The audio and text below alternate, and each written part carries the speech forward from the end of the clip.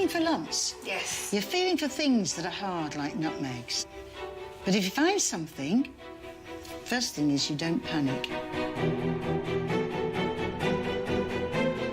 I had a kebab knife through that hand. Yeah. Took my knuckle off. Kebab knife, did you say? Kebab knife's worse than a dog bite and a human bite. Jeez. I don't want to be, abnormal person. This is better if I go with my sickness and die one time. So you've submitted a urine sample? Yeah, urine sample, yeah. But it was meant to be a poo sample. Poo sample, what is... So you need to poo. That's where all the problems started. And you talked about feeling suicidal. What is it you thought about doing? Just, like, chucking myself under a train.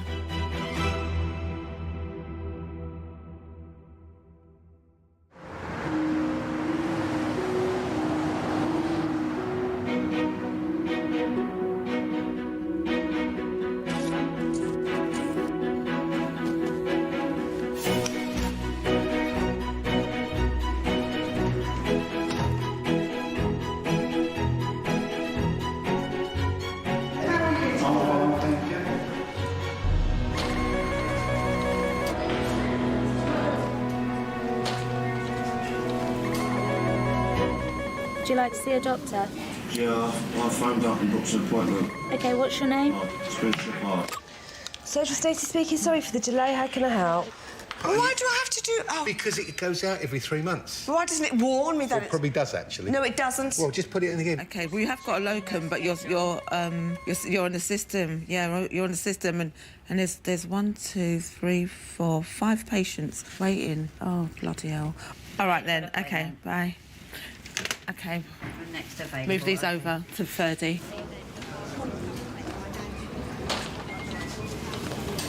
Spencer? Sorry. That's all right. I'm so glad to see you. Why is that? Bloody marvellous last night. What was I? What happened to you? Beat me up Monday or Sunday, broke my ribs, and one member of my family, I won't say his name, hit me because he thought he could do me with bad ribs, so he knew I was vulnerable. And the hospital gave me codeine last night, and because I'm on Subutex, I can't take codeine. I'm sorry, I can't breathe properly. Yes. I don't like to lie. That's all right. I appreciate you not lying. You've been to A&E a lot recently, haven't you? Yeah, I have. Good morning, Sir John's Medical Centre. Sarah speaking. How can I help? I think everyone's waiting like 45 minutes out there. I'm going to get lynched. Good girl. Let me just move that chair and then you can reverse into this spot. Right, push up with that hand. OK? Yeah. See if you can do that every time you get in and out of bed. Are you all right? Low. Keep going, keep going, keep going. Push, push, push, push, push, push, push. Go on, you can do it, you can do it, you can do it. You're gonna kill me, you. Oh, dear. That cleared your chest, didn't it? Right. When you do stand up and things, do you get short of breath with that? Well, do you know what? If I was to tell you something, right, you wouldn't believe it. I'm no better off now for giving it up than I was when I was smoking. I've got more problems now. I've got high blood pressure. Oh, have you? Yeah, which I never had before. Well, it's my cholesterol always goes through the roof. Every time I give it up, I end up with more ailments than they do if I'm smoking. But just think how better you'll feel in, like, well, another year's a lot time. Better. Yeah, exactly. You got some more dosh in your pocket. Yeah. I get out and about, because in the winter I don't go out as much as I do in the summer. No. Mind you, if you had a better wheelchair, you might get out a bit more, mightn't you? Yeah, well, sometimes if I had a better carer. He's nearly tipped me out the wheelchair on the way here. Him. Yeah. And standing there laughing, pushing the trolley. Now you're a young man. Mine is very high, dude. Get out of it, you're a bloke. You know Oh, dear. Shed nits. Yeah, you can go to the pharmacy and buy some stuff there to get rid of them. You wouldn't really need to see a doctor for that.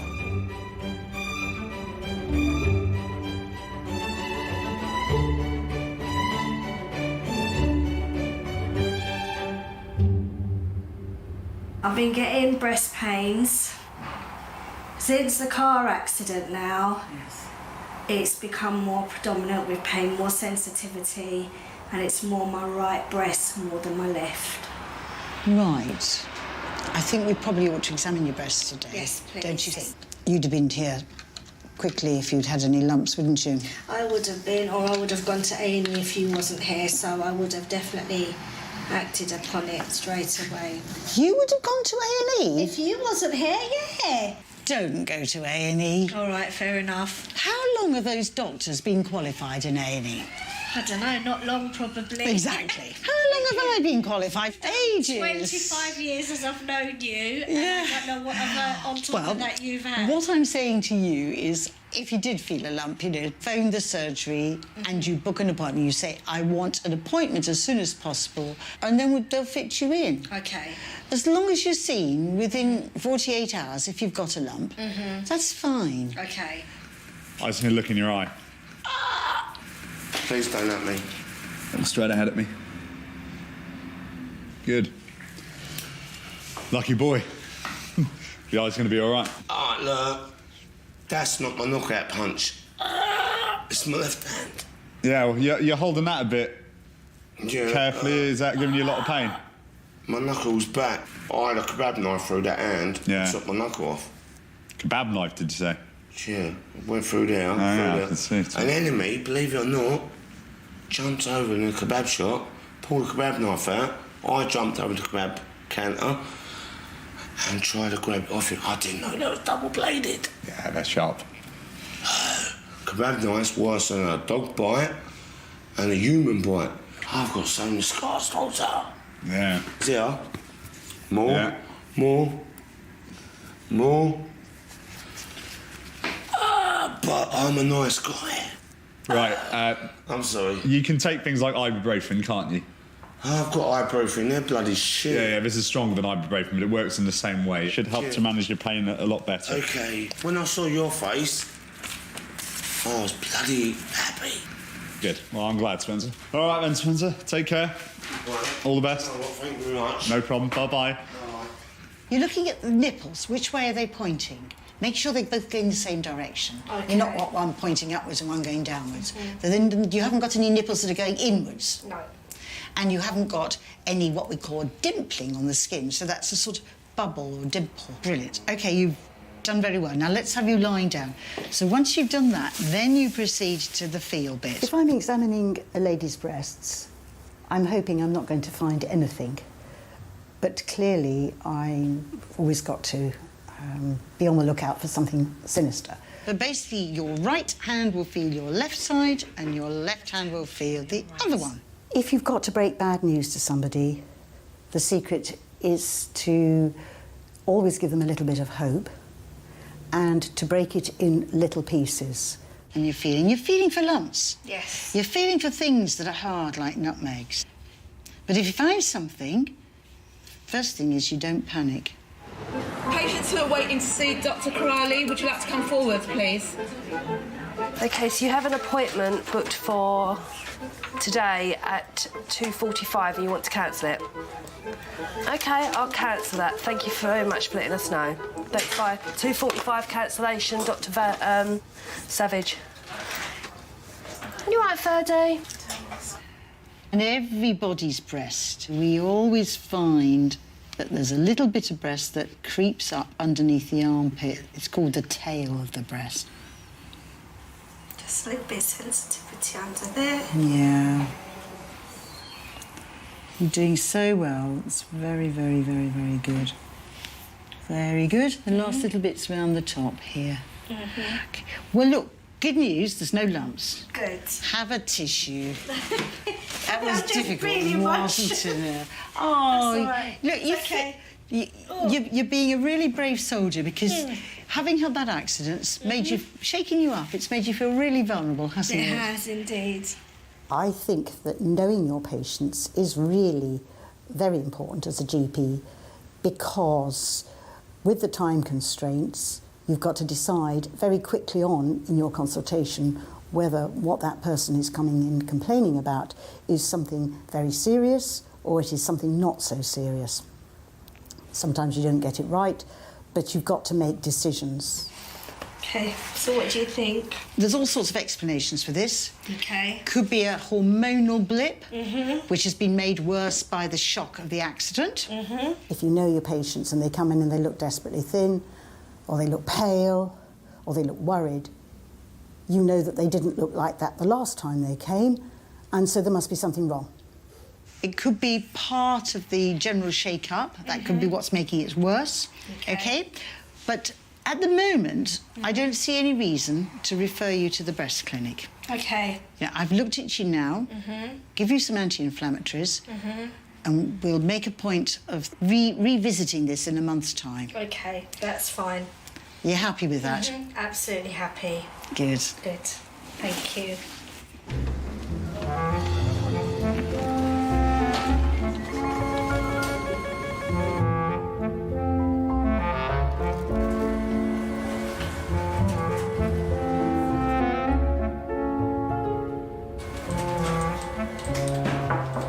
Okay.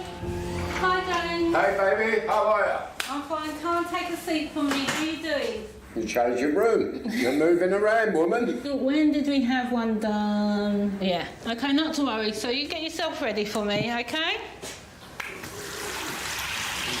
And how you been, James? How's your weekend? All quiet, watched all my sport, the cricket, the football. Yeah, I love me cricket.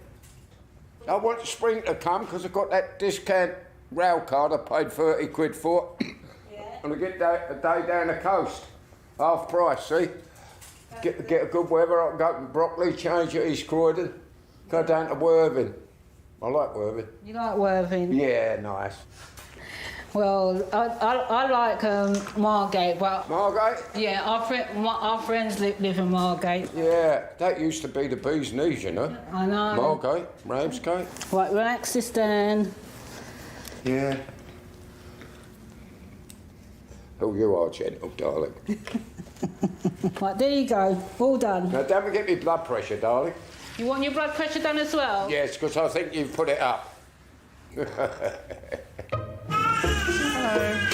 How can I help? Can I just collect a prescription for me, Stephen Harmon? Hartman, yeah? Yeah, how are you? Yeah, I'm fine. Rest of the family okay? Yeah, not too bad, thank you. Good. When did you put your request in? Come in. Amanda, how are you? Never say never. What is it that I can do to help you today? Right, well, I didn't realise I was low on my tablets as I thought I was. Right, OK. So this is mainly a visit to grab some tablets. I'm very confused by your medication list, so I was just thinking maybe we should just quickly fire through it and try and figure out what you are taking and what you're not taking. But I take all of it. No, I know, but I think there's certain things on here which just... I just want to check. Make sure we're giving you the right things, right? The amitriptyline apparently should be helping what I've got up going on the top of my neck, and I'm under the physio at Lewisham as well. Good. How long have you been on the amlodipine for?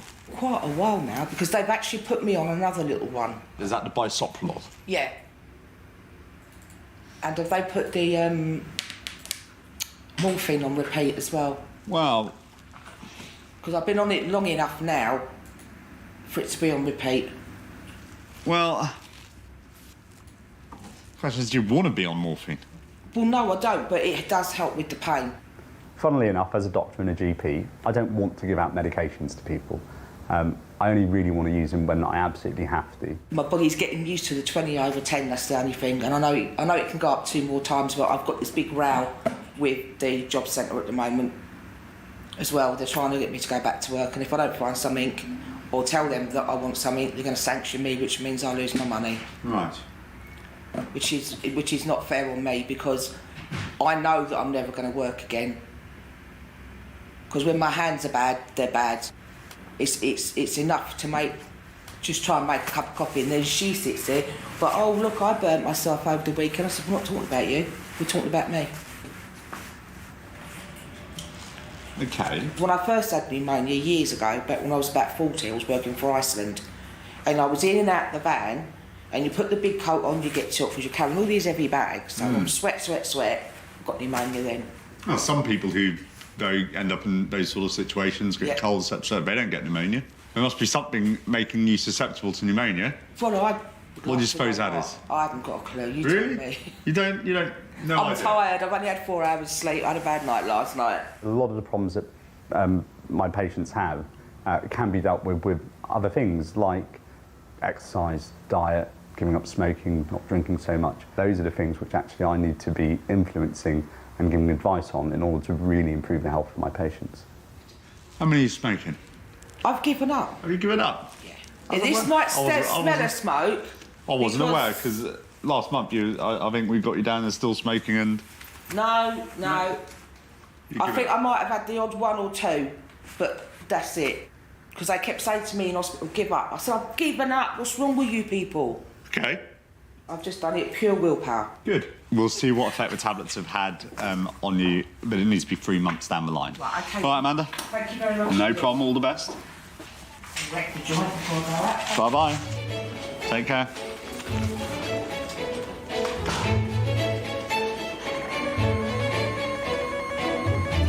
Good afternoon, St John's Medical Centre. Sarah speaking. How can I help? No, Orlean, I don't have anything else today now. It's booked for you at 3:10, but I can't make it any earlier. Hello, Mr. Kulai. Good to see you again. Please take a seat. Sorry I'm running half an hour late today. Yeah, no, it's okay, don't worry. Yeah, so... What's been happening with your symptoms? Yeah. Because you had quite a bit of pain, burning sensation after eating, acid in the back of your throat, worse when you lay flat, worse after alcohol. Is that all kind of, am I remembering correctly? Yeah. Great. And that all sounds to me very much like acid. Okay. I think you had a few concerns that it might be to do with your heart, but I hope I put your mind at ease. There's one thing I wanted to do, was I wanted to get the stool sample. Yeah. Okay? Yeah. To make sure there wasn't a bacteria that was causing the symptoms you were getting. Okay. But what happened was you submitted a urine sample. Yeah, urine sample, yeah. But it was meant to be a poo sample. Oh. So the urine sample, that didn't help. Oh. And then you didn't pick up the prescription. Yeah. So we kind of haven't really moved on as I would have liked to. Okay, but it's not a problem. All right. So I don't need to fast for this one, huh? No. This is just a poo sample. Yeah. But what poo sample? What's that? It's poo. So you need to poo. That's where all the problems started. Okay. You gave me a urine, a pee sample, but I needed a poo sample, okay, a stool sample. So yeah, feces. That's what we need, because that can tell me whether there's bacteria in the stomach. Sorry, I wasn't making that clear. Okay. All right, No so problem, that's the key. That's the key. I'll be upset if we get another urine sample. No. Blue for poo. Easy to remember. Okay. All right. What's his date of birth, please? And this rash just come up where? I mean, I can do a letter for you that says about the fact you've got epilepsy and about your other conditions as well. And then you talked about your mood. Tell me more about your mood. I've been feeling really depressed lately because of a lot of personal issues. Everything that pretty much could possibly go wrong in my life has. I've been feeling kind of like suicidal at points as well. And just sort of like come home and like cry every night pretty much, and not feeling sociable at all. Don't really like go out, and I just feel like really down. And then what specifically happened? So you said that there's been some things happening, but what's happened? My granddad died, and I'm sorry to hear that. my brother was stabbed. My mum and my stepdad are getting divorced, and plus my boyfriend also is in prison as well, so that's quite stressful. and just sort of, I feel like I'm under a constant battle with like my sort of conditions and stuff. And like I just feel so worried. You talked about feeling suicidal. What is it you thought about doing? Just like, because I just don't see the point of going on, because I just don't have no one there for me at all, just to comfort me even. Not even, because I'm not really much of a talker anyway, just to like have that bit of comfort, you know, just to have a hug and say everything's going to be all right kind of thing. And so just like ending it really. What is it you thought of doing to do that?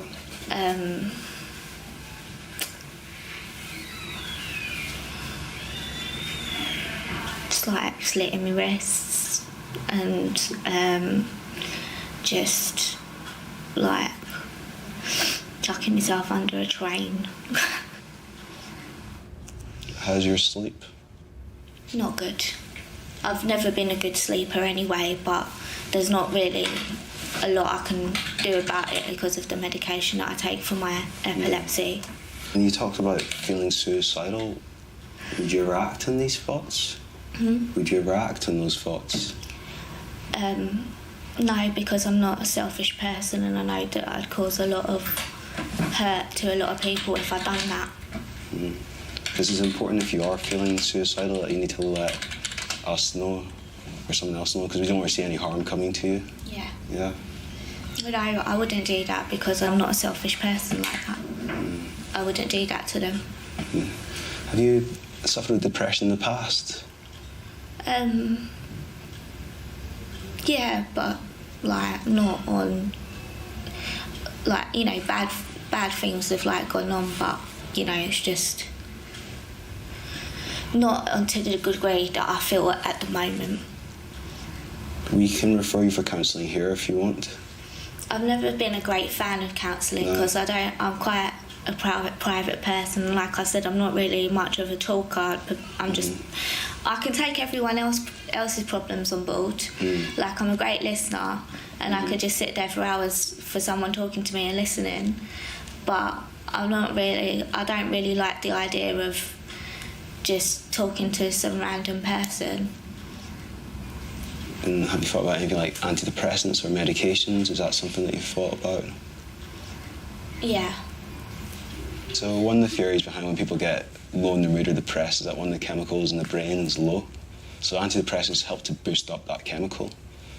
Quite often, you have to take them for at least a month before you might see any benefits of taking the antidepressant. You can get side effects. Common side effects with antidepressants tend to be nausea, vomiting, stomach upset. Some of them can cause problems with vision as well. Okay. Antidepressants, I wouldn't say that they're a long-term solution. I think they can be good to help get people out of a rut as such, you know, in combination with other things as well, because you've got to look at different life aspects, and if there's something that's making someone feel depressed, to deal with that as well. I guess it's something I can try. Yeah, are you wanting to try one? Yeah. Yeah. Quite a big proportion of our patients that will come in with, you know, either depression or feeling low in their mood or anxious or in a distressed state as well. On a daily basis, I might see maybe 5 or 6 patients that are going through some sort of form of distress. Because of the other medications you're on, I just have to double check about what we can give you. Okay. I'll get back to you at lunchtime today. Okay. All right then. Okay, thanks very much. All right, good to see you again.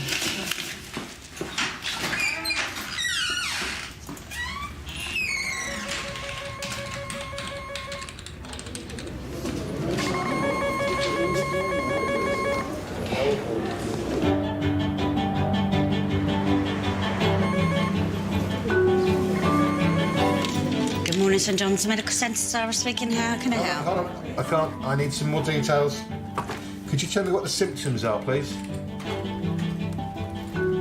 She's coughing, so she's got a cough. Just breathe normally. I'm listening to your heart. Okay, good.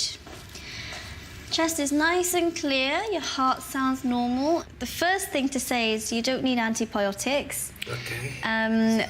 What you have is a cold.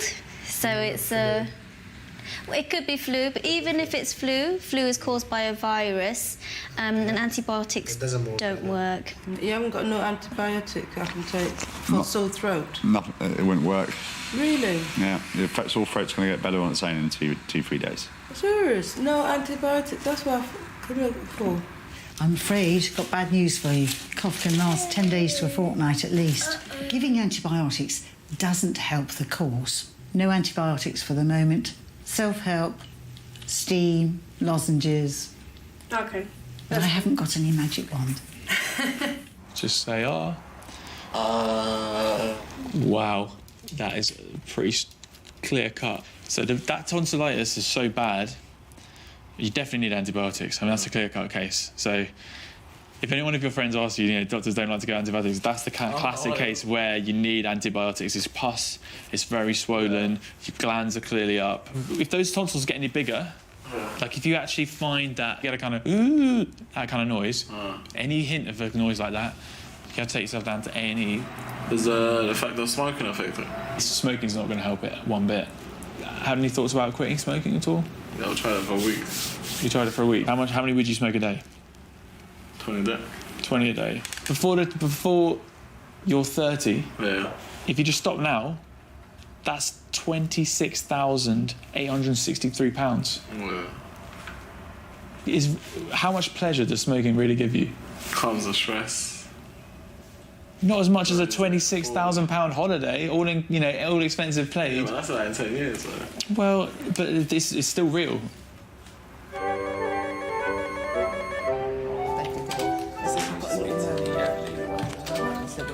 Great. Got a gap. Woohoo. Somebody not turned up. Marvellous. Perhaps I can grab a coffee.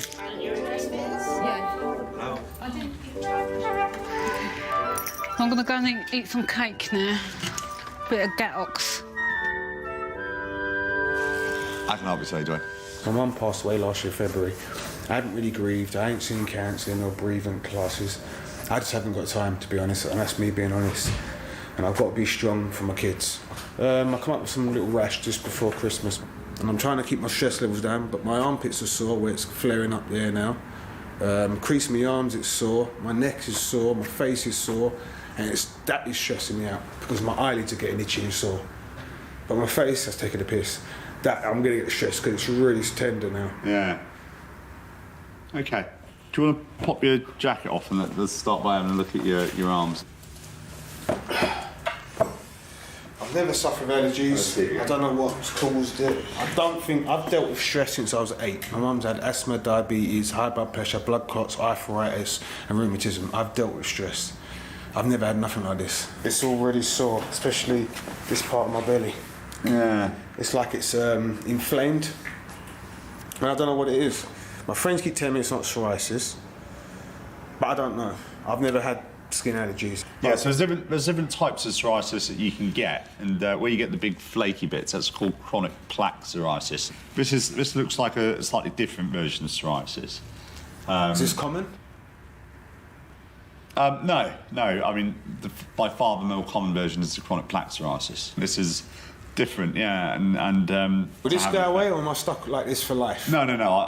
We will get rid of this for you. Don't worry. It's gonna be better than it is. This is not satisfactory for me or you. Ella, this was the girl you called back. Who is she? The same one that you just spoke to. What she want now? The same thing she's arguing about. Same question, Ella, same question. The answer doesn't change. Yeah, as you call back. Yeah. Which day did I last come to the surgery? That might have been the dad, you know, that phone, because the dad sounds like a woman. No, the daughter. The dad's got a good woman. Because one time out of courtesy, I phoned them about Dr. Parker's appointments, and he went on and on and on and on and on and St. John's Medical Centre, honey. How? Phone man twice, Colin. I mean, psoriasis, if we're treating it correctly, it improves, but it doesn't improve like in a week. It takes like 4 or 5 weeks of sustained treatment, which is That's what I heard. It would take 5 weeks. That's what the hospital told me. 5 to 6 weeks. The one thing that I would add in, which you haven't had yet, is a steroid. And I think that would really help with the soreness and the redness. Okay. As, hopefully, please. The sun comes out a bit more. And we will encourage you to get out in the sunlight a bit more as well, because sunlight helps to improve this as well. That sunbed, I've never used it before, but I jump on out of that to get rid of it. Well, I'm serious. I don't need to use it, but I jump on it if it gets rid of this. Yeah, it probably would. Probably would? It would probably help, yeah. That's not to say go mad on sunbeds. No, I wouldn't go mad. I don't need to go mad. I've got an all year round tan. It never peels, never fades. But this is annoying me because I don't suffer from no allergies. We will see what happens over the next couple of weeks. Like I said, if you feel it's getting worse, just come back and we'll get you seen by the skin specialists. Okay then. Great, and yeah, I mean, ultimately come back to, you know, the stress that triggered it all off. I mean, is your mum, the loss of your mum, is that something that you think you would like help with at some point? Or? To be honest, I do security. I do between 60, maybe 80 hours a week. I physically ain't got time. You ain't got time. Yeah. Life's in the way. But I'm all right. I know my mum would want me to be strong. Really fill your boots. Go. Keep going, keep going, keep going, keep going, keep going. Keep going, keep going, keep going. Keep going, keep going, keep going, keep going. Keep going, keep going. Stop.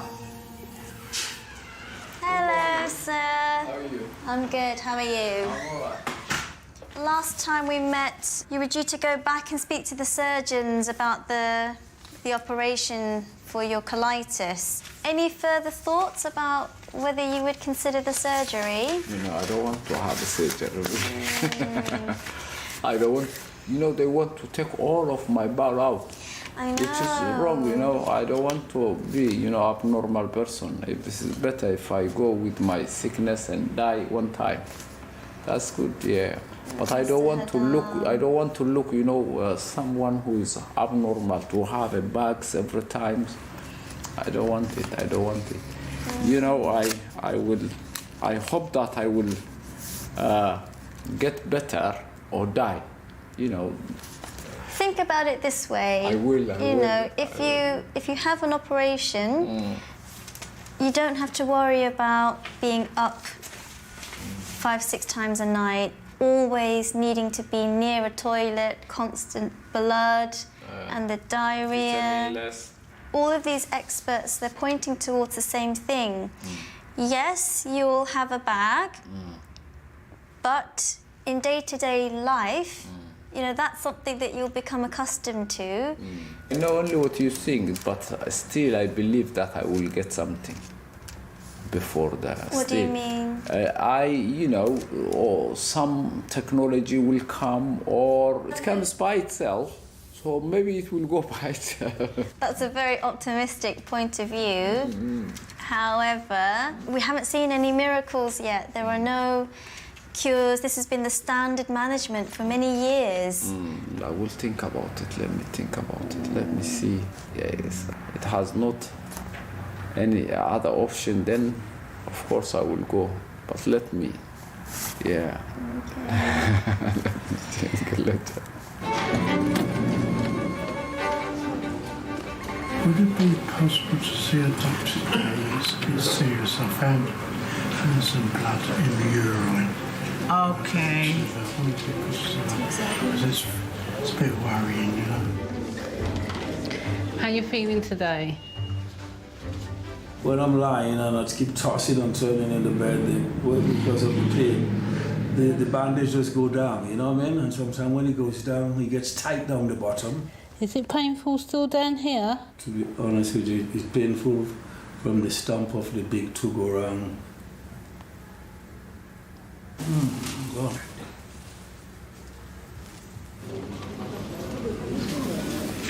I've injured my foot. I went quite a long walk on Saturday, and I think the boots are rubbing on this big toe. It was a massive blister. Let's have a look at it.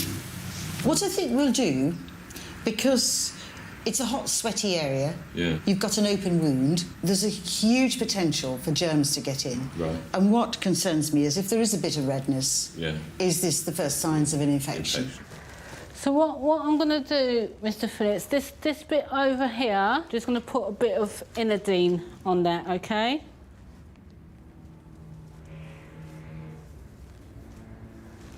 twice a day, Yeah. you put that foot in hot, soapy water, not too hot, so you wash it really thoroughly. Yes. Then you dab it dry, or use a hairdryer to dry it. Yes, yeah. So that it's completely dry. Yeah. And then you put the antibiotic cream that I'm Yes. going to give you, and then you can cover it with a suitable, appropriate plaster. Okay. You okay? Yeah, good. This is just on lightly, okay? There you go. You feeling okay? I never feel okay, really, will I? My name is Dee. And, Nice meeting you, Dee. and you too. Now, this is just a health check, very basic health check, OK? OK. If you have any medical problems, then it would be a GP that you make an appointment with, OK? Yeah. So where have you moved from? From Greece. Straight to London? Straight to London. Oh, how long have you been here? About 4 months. What do you think? I love it. Do you? Yeah, I love English people in London. What made you decide to come and live? Here, it's so big, your country is so big and there are many opportunities. Yeah, and true. the thing is that you are organized. Do you think so? Yeah, I like organized countries.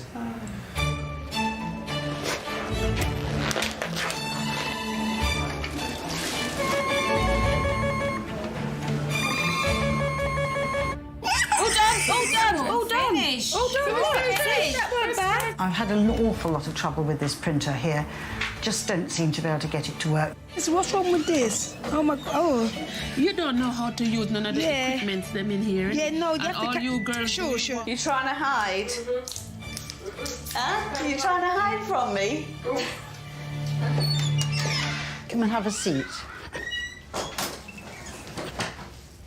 Hello.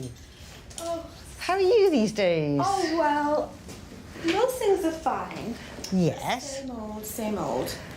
My sleep Oh. is terrible, and I've not had a good night's sleep for a couple of years. You've got to a sort of certain age now. Oh, God, yeah. Do you think the menopause has got anything to do with this? Oh, yes, I do. Are you But getting I think hot I flushes? did. I was. Sometimes it helps, to cope with the lack of sleep, to have what we call some talking therapy. Yeah.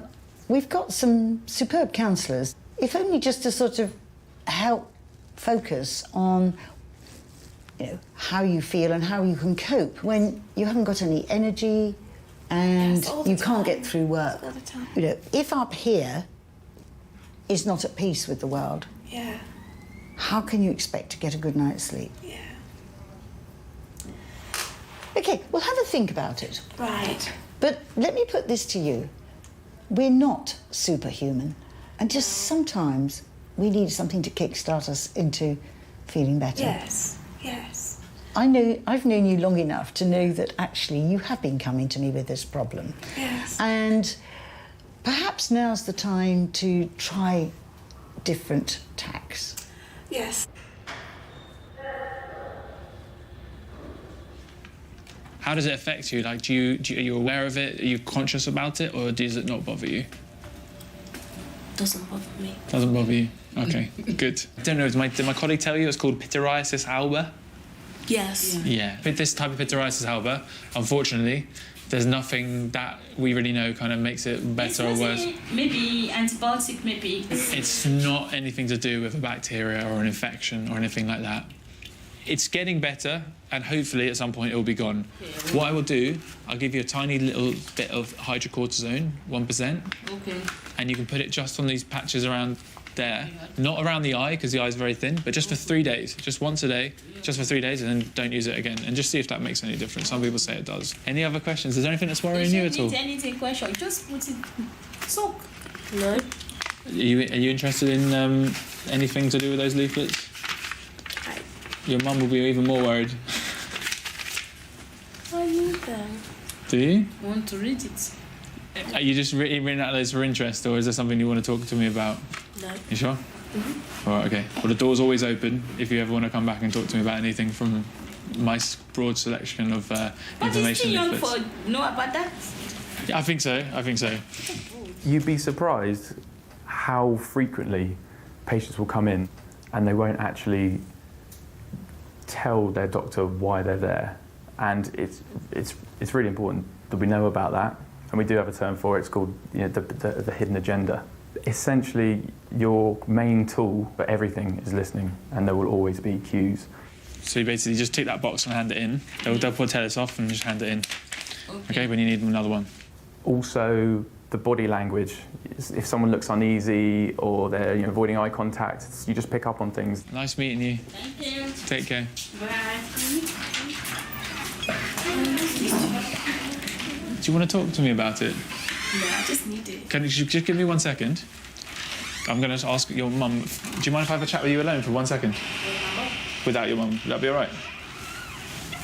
Do you mind if I just have a quick chat with Semi-Solo alone, just for 5 minutes? Okay. Yeah.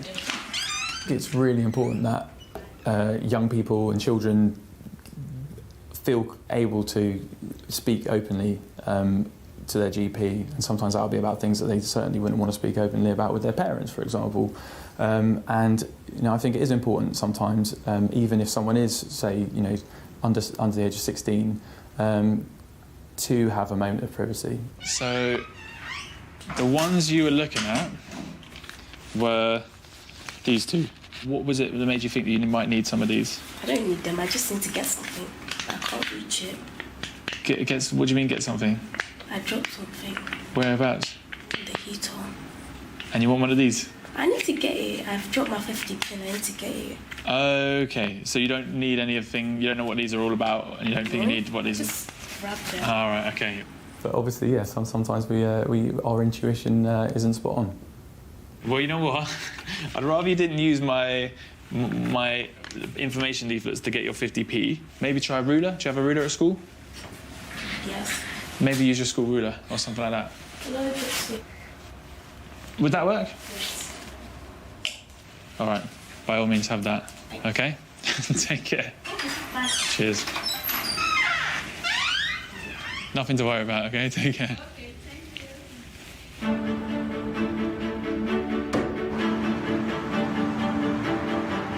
Oh dear. All right. Friday.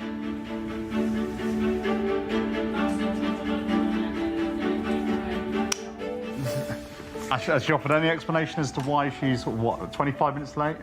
25 minutes late. I mean, I'll see her. It's fine. Okay, bye.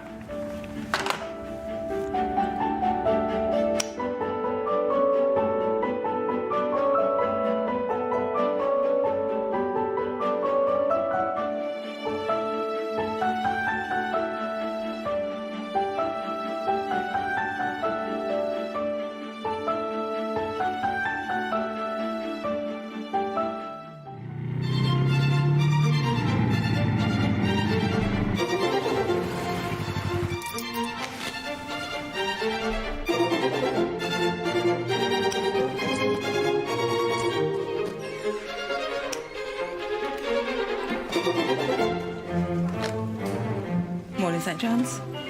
At 10:30, Dr. Opong. Opong. O-P-O-N-G. Okay, bye. What can I do for you today? Right, I don't know how it's happened, but I've cut myself underneath and my testicles are really, really swollen. Okay. Yeah, it's very, very uncomfortable. I sleep in the nod, yeah.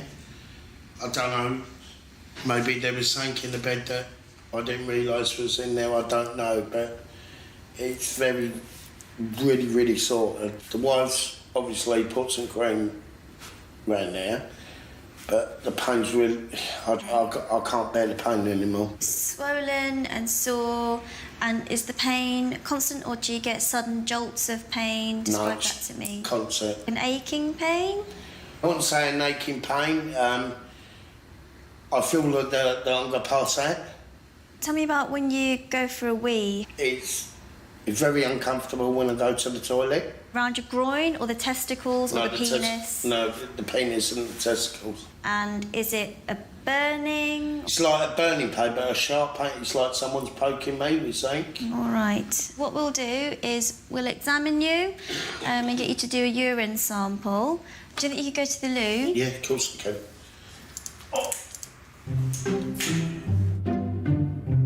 Is it tender at all? So you say you're having bubbling urine? Yeah. Come on in, Brian. I'm very well, thank you. What can I do to help you today, then? Right, I'm starting to be a bit irate, right? I had a confrontation on Thursday. I filled him in, right?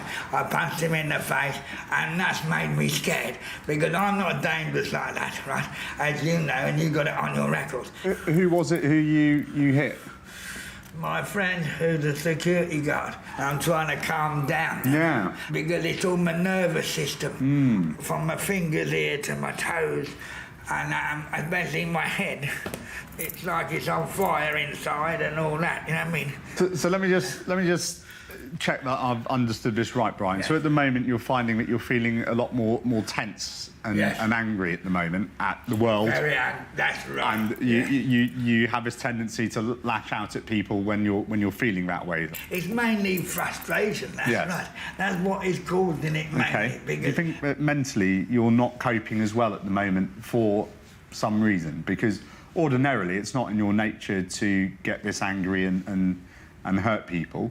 So, is something making it a bit harder for you to tolerate people at the moment? Yeah, that's right. Because and what do you think that is?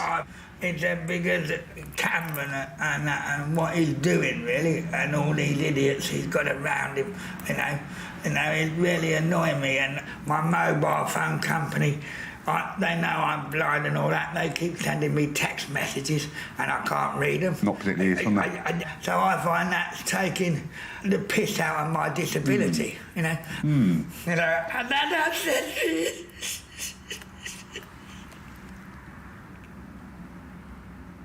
That's upsetting. Yeah. And he doesn't want to glove them and kill them. The NHS computer system is absolute crap. I can't get into my computer. It doesn't like my... No, that's your what you go on at the beginning, isn't it? Yes, well, that's what I was trying to get in on that. That's not that one. Yes, it is. I can't understand starting late. Now it's doing it. That's your card code. That's the number I always do. So you're going into it now. No, we're not yet. Don't be so optimistic. You're not in until you're in, Chris. All right, so... Yeah, you are swollen, aren't you? OK. I'm just going to lift up to see underneath.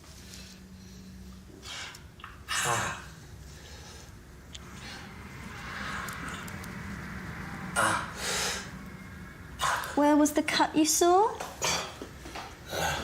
Just about here, I think it is. Yeah, right there. Ooh.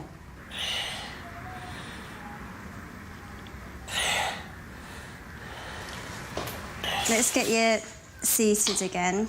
What do you think it is, Doctor?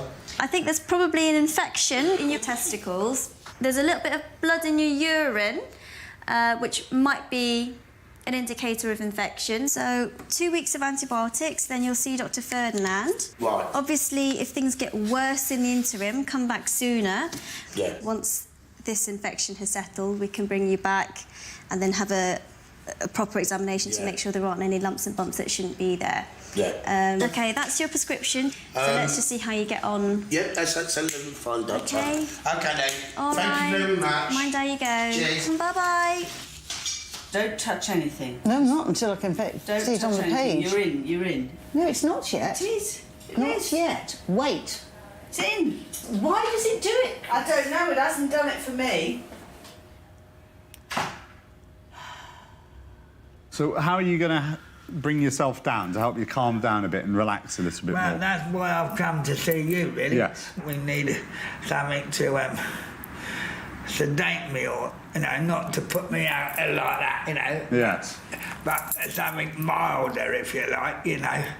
I was just looking at your medications in the past. Yeah. And back in 2011, you took olanzapine for a period of time. And that's a tablet we sometimes use to calm people down. Maybe a tablet like that would help, would it?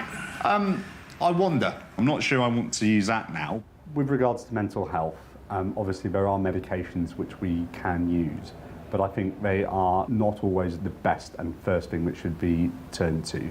And there are other things that can be done, such as counselling, other therapies, good lifestyle choices like eating well, exercise. These are all things that can have a really positive impact on mental health. It's frightening, really, in one sense. I don't want to be a nuisance to you and the public. You know, I don't want no convictions or no violence at all in my life, you know.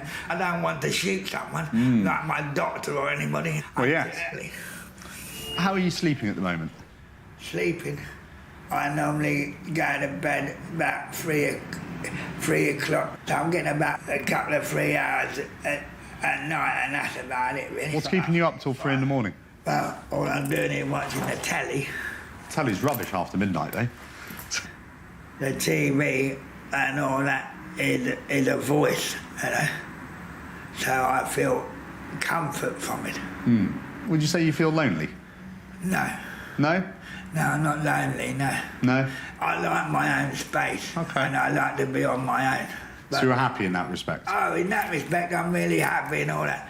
In 2010, when you were feeling quite low, you were hurting yourself. How did you harm yourself back in 2010? Do you remember? I get my knife from the kitchen. Yeah. And cutting. You were cutting your arm. Cutting my wrist. Right. And all that up here. But you're not thinking about doing it. And your knees. But you're not thinking. And your knees. Right. And stabbing the knife in your leg. Right. And saying, here, feel that, you twat, you know. Feel this, and all this, you know, which is dangerous and self-harm. Yeah. Right, which you shouldn't be doing. Are you doing anything like that at the moment to yourself? You're not harming yourself? No, I'm not cutting my arms or putting marks on me. Do you think it would be worthwhile speaking to someone about how you're feeling at the moment and about these feelings of frustration and anger you're feeling? Yes, I think that'd be great. Okay. I can arrange that. I can do that by referring you somewhere called Southbrook Road. They're the Community Mental Health Trust. Oh, yeah. You don't have to be a mental to go there. God, no. The vast majority of the people who go there actually enjoy pretty good mental health. It's just sometimes some people need a little bit of help. Yeah. Nothing wrong with that. Okay. Okay. Well done, mate. It's all good, you know. Indeed. All right, let's help you gather your things up. Right, Brian. Thank you very much. All the best. You're going to be okay finding your way out? Yeah. Good. Take care. Thank you very much. Bye-bye.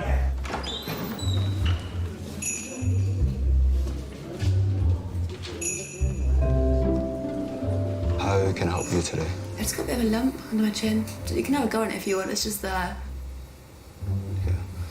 To me, it doesn't feel like anything sinister. Cool, thank you. Come and have a seat. How are you? Okay. Okay. Fine. I feel fine in myself, yeah. We had some results to go through. Is this why you've come? Yes. I hope so. Yes. I tested you for diabetes. No signs of that. Blood count, no anemia. Kidney function, fine. Cholesterol level, now. It's 6.7. The upper end of normal should be 5. Okay. It's a measure of the sort of fat that's floating around in your body, and we get excited about it because we know it's one of the big risk factors, fat and blood pressure and smoking, for heart disease.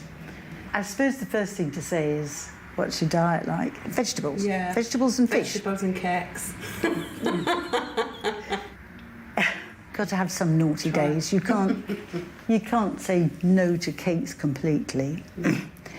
But actually, cakes are what we call quick fixes. You get a sudden burst of sugar, but it doesn't last. If you were to take your carbohydrate in the form of something like, say, porridge in the morning, that'll keep you going because it's releasing the sugar slowly. So porridge, cereals, pasta, they're all releasing their sugars slowly. If only there was a magic Oh, she must have been for weight too. Yes, there's no magic wand, is there, for weight? But diet, losing weight and exercise can actually reduce your cholesterol levels. Yeah, I mean, I know exactly what I should and shouldn't be doing, so Yeah. I'll give it a go and I'll try. Give it a go. You can actually get 12 weeks of free Weight Watchers. Wow. Just think about it. Yeah, definitely. I can see you. Okay? Okay, see you soon. Good, bye-bye. I hope she does something about it.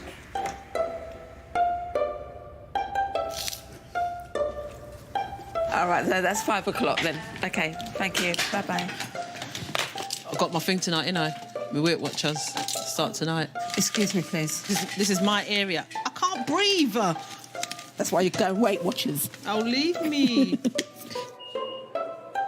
And my stomach, yes, most times it's paining me. Yeah. Do you get any feeling like being sick, vomiting? No, I just feel pain. Yeah. I'm feeling pain. How's your weight been? My weight is all right. Yeah. And how about your appetite? Yeah, it's okay. Any diarrhea? No. Blood coming out sometimes. Blood? Yeah. Is it in the toilet bowl, the blood? No. So it's only when you're wiping? Yeah. Yeah. Because of the symptoms you're having, would it be okay for me to examine you? Yeah. So I need to check your stomach. Yeah. The other thing is because you're having bleeding from your back passage. Yeah.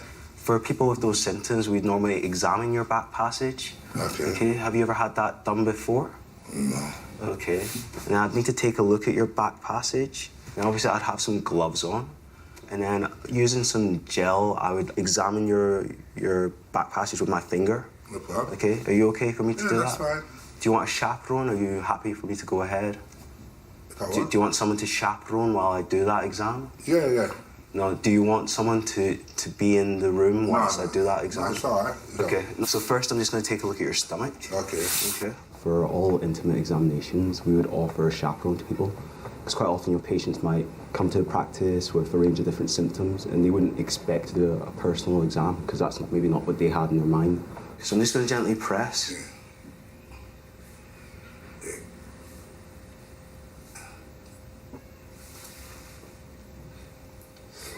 Just a sec. Lie on your left-hand side, yeah? And then let me know when you're ready. I have to take my trousers off, yeah? Well, you can just lower them just so I can see your back passage, essentially. Tuck your knees up towards your chest. I wouldn't say it's difficult to do an intimate examination because it's something that you do throughout your training, so you do get used to doing intimate examinations. And that's why it's important that you're reassuring the patient that this is actually quite a normal thing and there's no need to feel awkward about it. Okay, so I'm just applying some jelly to your bottom end. It'll feel quite cold.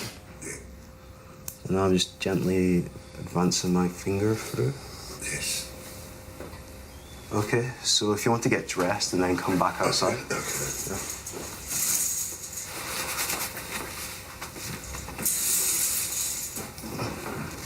I don't know what's causing that blood sometimes. You've got a pile, which is what's causing the bleeding. Have you heard that term before, hemorrhoid?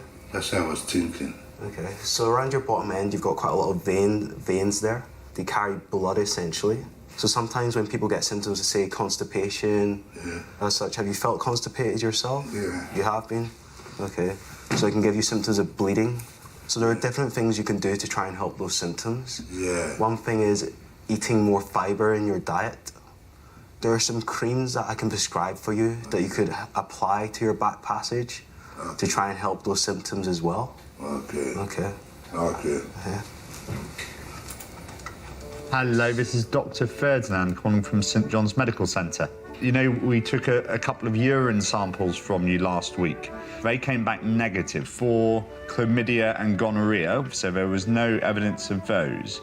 I can't sit here and tell you that you definitely don't have prostate cancer, but at the same time, you're within normal range now, which is fantastic. You brought that right down. They did a lot of random biopsies, and your IBS-like symptoms are just IBS. They're not colon cancer. That's fantastic news. Thank you. Thank you. We're in business. Yeah, it's normal. Okay, thanks. Bye. It's normal. Your chest X-ray is normal. So, last time I saw you, you had this problem with your toe. That's right.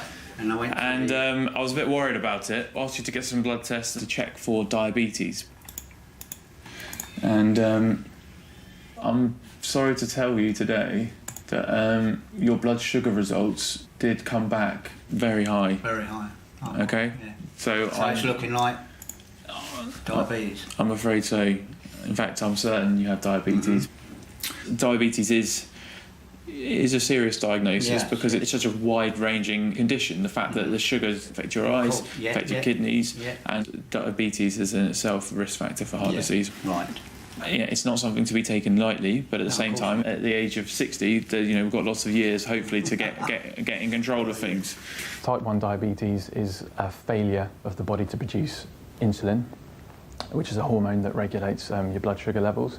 And type 2 diabetes is a resistance to insulin. So the insulin that you do produce doesn't have the same effect. Undoubtedly, type 2 diabetes is a serious diagnosis, but there aren't many conditions where the patient themselves has so much control over how things will progress and reduce the chances of serious things happening massively. Now, the way we go about treating that is, first of all, we give some tablets. Probably the biggest thing is the things you do in your lifestyle, so diet is absolutely key. Yes. Plus, I'm a drinker, so will that be knocked on the head or? What do you drink? Mainly lager. Okay, I was worried you were going to say that. So, I mean, alcohol in general isn't going to help you. No, of course not. But all these alcohols have high sugar content, especially a pint of lager. I thought that, yeah. Okay. I can still work though, can't I? What do you do for a living? I work on the construction sites. Yeah, so... Because that's my living, I need to get money. Yeah, having diabetes is not going to stop you from being able to work on the site. Yeah. But you need to also be aware of just what's happening with your blood sugars because, I mean, we're talking about the rest of your life, 30-odd years. We need to get this diabetes under control, and that will take you time to manage your diet and to figure out what's bad, what's good. Actually, that's all you need from me in terms of paperwork for now. And I'll give you a prescription now as well. Right. We might need a couple of different tablets to get your sugars under control.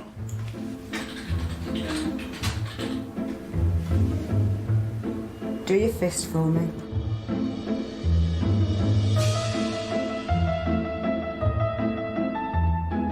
Now I've got to pinch an inch. All right? Keep your belly nice and relaxed, okay? Very good.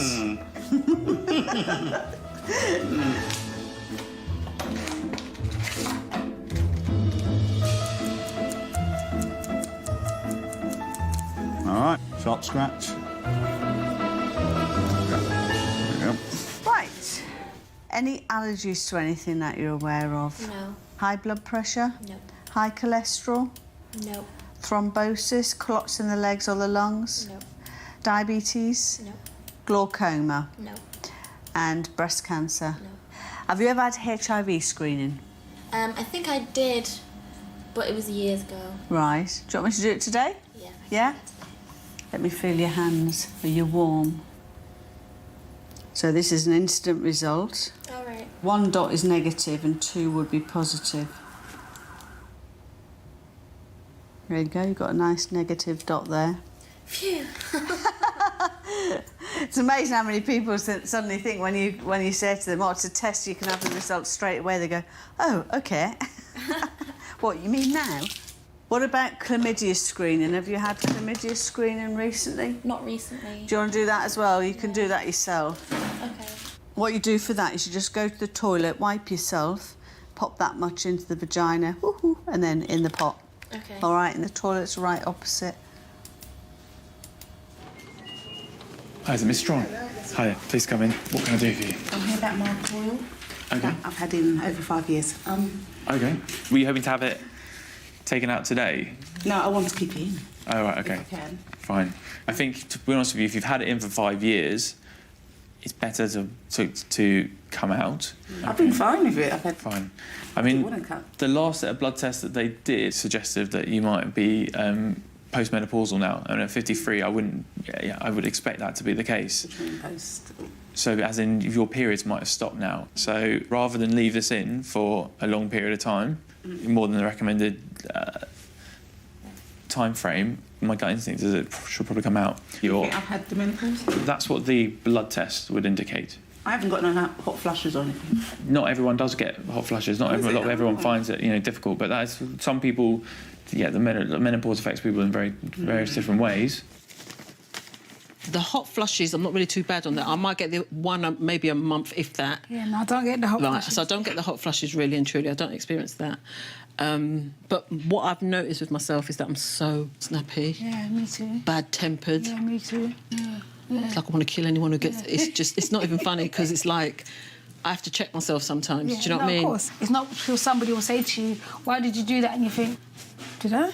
Don't know that you did. It's got to be menopausal. Was there anything else you wanted to ask about? Was that it today? What's this at? I noticed that I keep having, my vagina in there. You know that bridge bit, it keeps splitting now and again. Okay. Like a paper tear. Rough drawing, where are you talking about? Is it the back passage or is it actually the skin of the vagina? Right on the muscle bit in the middle there.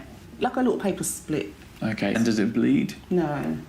Is it just very sore? Mm. Okay. Well, that might all correlate to the fact that you might be postmenopausal now. You can get vaginal atrophy postmenopausally, where because you don't have the estrogen going around, the vagina will actually get a bit dry and actually can shrink, and you can get problems there. So I think this is all kind of part and parcel of the same picture, really. My gut instinct is that we take the coil out, we can start giving you some estrogen cream for the vagina that should keep it supple and avoid getting further kind of tears or irritation, things like that. Yeah.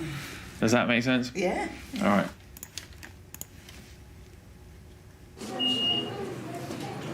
How are you? Not good, doctor. I keep feeling terribly sick, nauseous, and then I get a cold sweat, and then I get a terrible pain across the top of my eye here, just on the one side. The pain don't go away. I've tried every tablet, and it's even to touch it, it's sensitive. Okay. So when did this start? I've had it for a couple of weeks now. It's continuously coming and going. And how would you describe the pain? It's like a toothache in my head.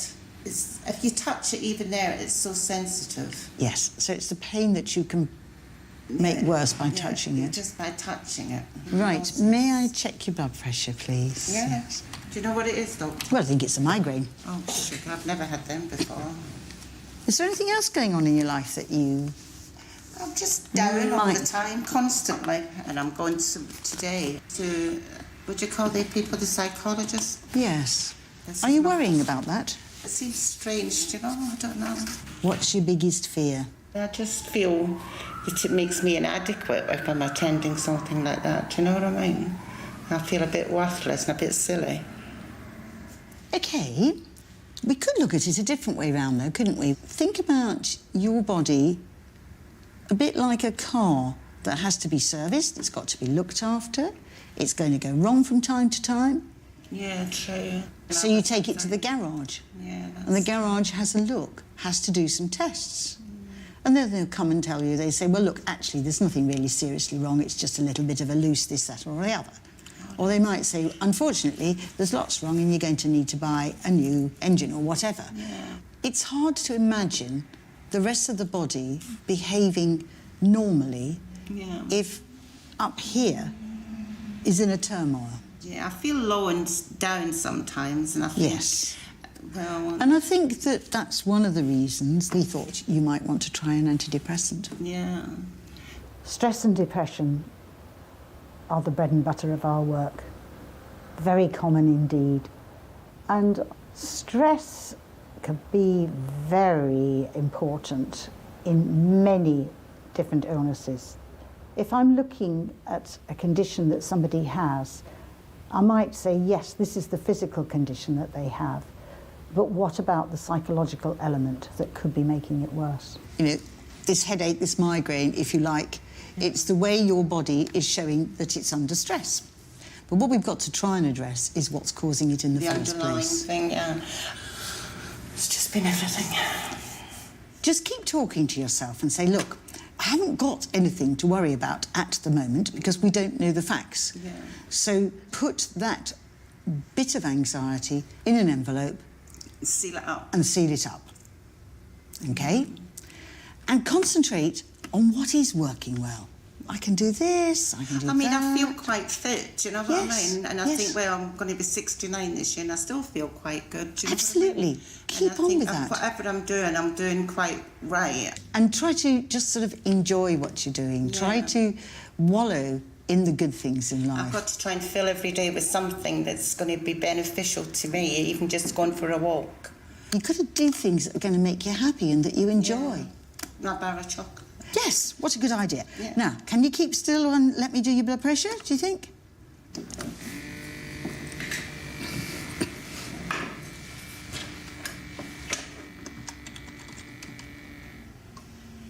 Oh, yes. I mean, this is definitely stress, isn't it? Right. These little tablets you take for the sick feeling, right? Yeah. And I'm proposing we give you the slightly stronger cocodamol to take, right? I hope you feel a bit better sooner, and I hope it's helped to have a little chat about things. Yeah, Jan, I'll make an appointment next week to see if these have helped me as well. Yes. Thank you very much. OK, bye. Bye-bye.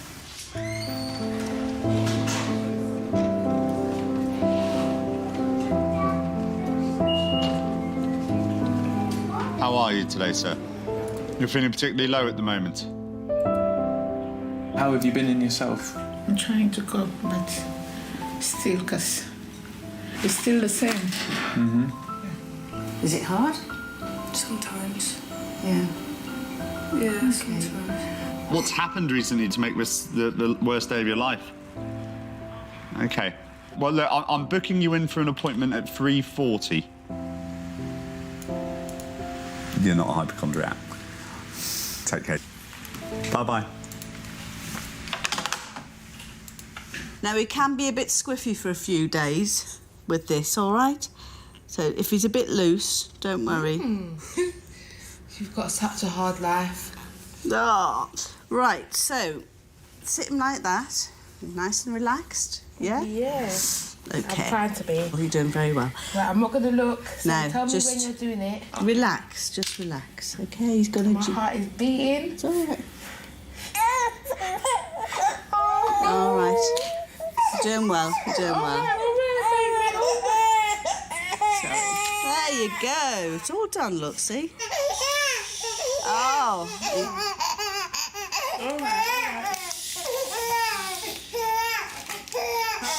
When somebody wants me to hold their baby for them, I can feel just as nervous.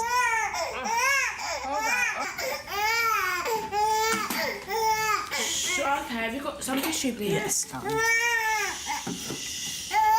Oi, mister. I'll get away with you. All right, Mummy's sorry. 4 weeks' time. What's he got to get done then? He has his second diphtheria, tetanus, and his meningitis C. And he has, injection? yeah. Gosh, I can't do it. Look, he's all right now. He's just whinging now. You're fine. Man up. Come here, give us a cuddle. What you like? What you like? Hey? I've always been able to communicate with children. You see them evolve, and one child, she wouldn't even come in the door. She'd sit in her buggy at the door, and I'd say to her mum, just leave the door open, that's fine, she can stay there if she doesn't want to come in. And then the next time she came in and she stayed in the buggy. And then I've met that child all the way through, and now she's an adult working, and I still bump into her, and we get on really well, and I've seen her develop as a child into a young woman, and it's great. Right, what time do you want? 9:30? That's perfect. Are you all right there, your hand down my cleavage, mister? My dog does that. He does that all the time. It doesn't matter who it is, he does it. You've got to let them develop. And that's what I love. I think they're so funny. Thank you. Are we going to get a smile before you go so your mummy knows you're all right? Look, he's fine now. Did you have a problem with your medication? Uh-huh. Okay. Okay, you're welcome. Take care, bye. Hello? You're still limping, Ian? Is it no better at all then? No, it's not gone down at all, really. They phoned me up this morning and said, can I come back to work today? No, you can't come back to work. They want me back this morning. They wanted you back? Yeah. Come in. Hello. So, you mentioned the lump. Yeah. Let me see it. So whereabouts do you feel your pain? It's around there. It's around there? Yeah. OK.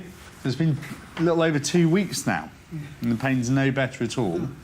If you come lie down, I can work out whether it's your hip or your knee that's causing the problem. Right, so bend your knee for me. Hang on, relax. Just relax. Let me move your knee.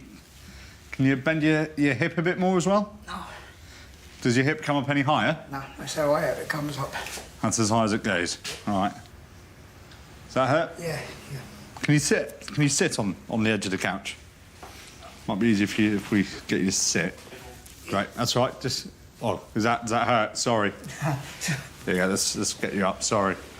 Right. Didn't mean to cause you discomfort. I think the problem's your hip, because your knee seems to be moving quite well. Yeah. And it's your hip that's actually really struggling to get much movement out of. Yeah. Would you agree with that? Or? Yeah. I think maybe we should get you referred to see the specialist about your knee and your hip. Right. All right, Ian. Yeah, do you want a tissue? Right. I'll take it you're not too keen on the idea of having to have further operations. Oh, I'll be right. Last time they said it was 50-50. If you want to try to avoid an operation, then the thing to do instead would be to have some physio and seeing if that helps. Yeah. But unfortunately, arthritis tends to be progressive. It tends to get worse with time anyway. So, I mean, would you like to try some physio first, or do you want to be referred for... I don't mind being referred to see the doctor again. You'll see the doctor about maybe having the operation? Yeah. Can I go back to work yet? Or not? At the moment, do you think you'd be able to manage the pain? No. They wanted me back this morning. I know. Maybe if we give you a couple of weeks more off, and that gives enough time for hopefully the knee and the hip to settle down a bit more. They want it straight away, they said. They won't get paid otherwise. I'll take that then, quick. So that covers you from the 10th up until the 24th. Yeah.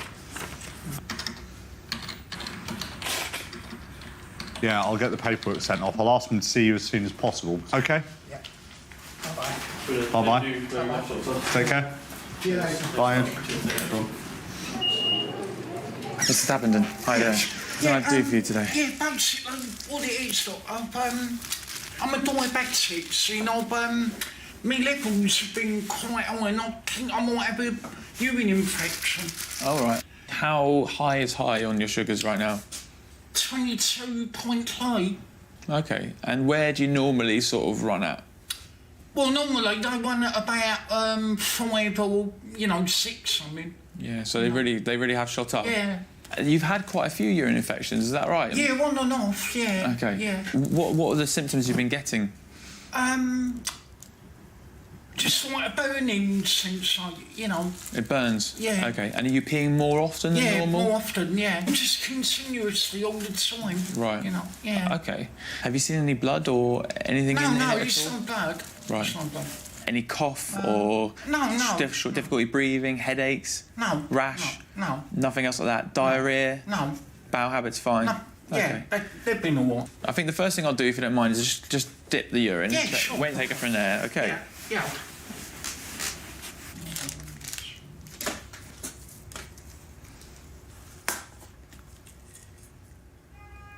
There's a lot of glucose in your urine, Yes, sir. but there isn't much evidence that there's a nasty infection going on. You shouldn't really get a significant burning sensation from just sugar, but I think going to the toilet a lot, going to the toilet very often, is classic of your blood sugar not being very well controlled and being much too high right now. I think we need to get your sugars better controlled. And I think that's going to mean cranking up the insulin slightly. I think we should go to 12 in the morning and 10 in the evening. And I think we should see you early next week with the results of the urine sample to make sure we haven't missed any infection. Although it doesn't, I don't think that's what's happening. Right. All right? Okay. Okay, yeah. Take care. Okay. Nice meeting you.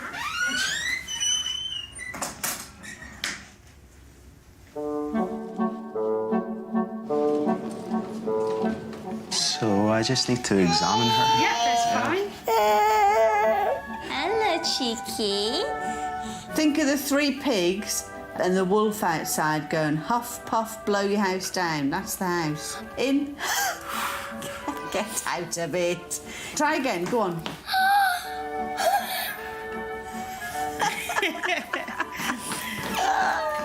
And if you were going to score it, say, 10 being the worst pain in the world, like having your arm ripped off by a lion, and 1 being like bitten by an ant, how would you score it? 10. This pain in your stomach is as bad as having your arm being ripped off by a lion. Easy. That's it. Well done. Well done. Hello. Yeah, please. Jordan, this way. Jordan, no, this way. What's up with Jordan today? Right, I've just got a little problem. Is Ray's behaving? I'm just wondering, has he got some form of autism?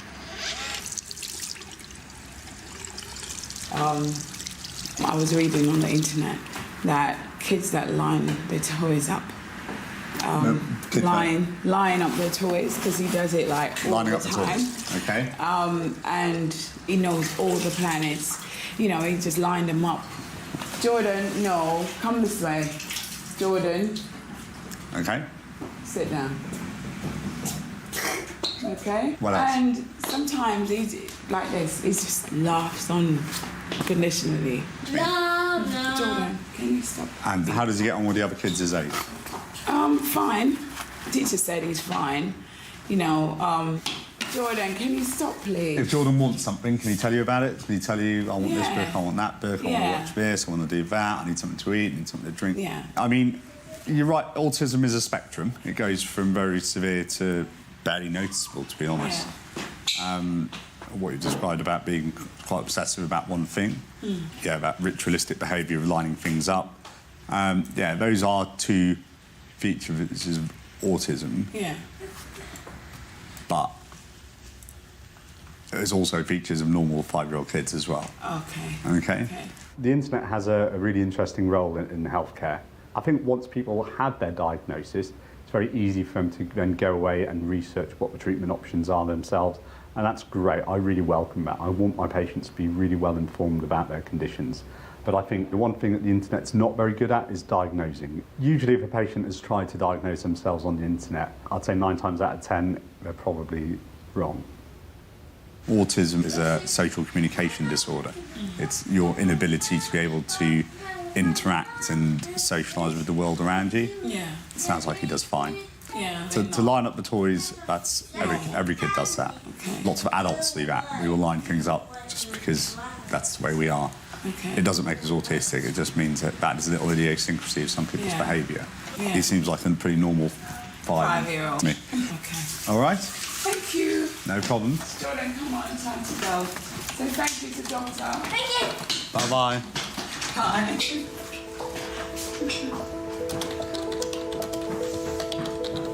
It's time for the weekend. Right, I've put that in for you. You're welcome. Okay, bye. Bye. This patient was so happy that she got an appointment at the time that she wanted, but she goes, oh my God, thank you, darling, God bless you. What are you doing this weekend? Watching my TV with my teddy bear.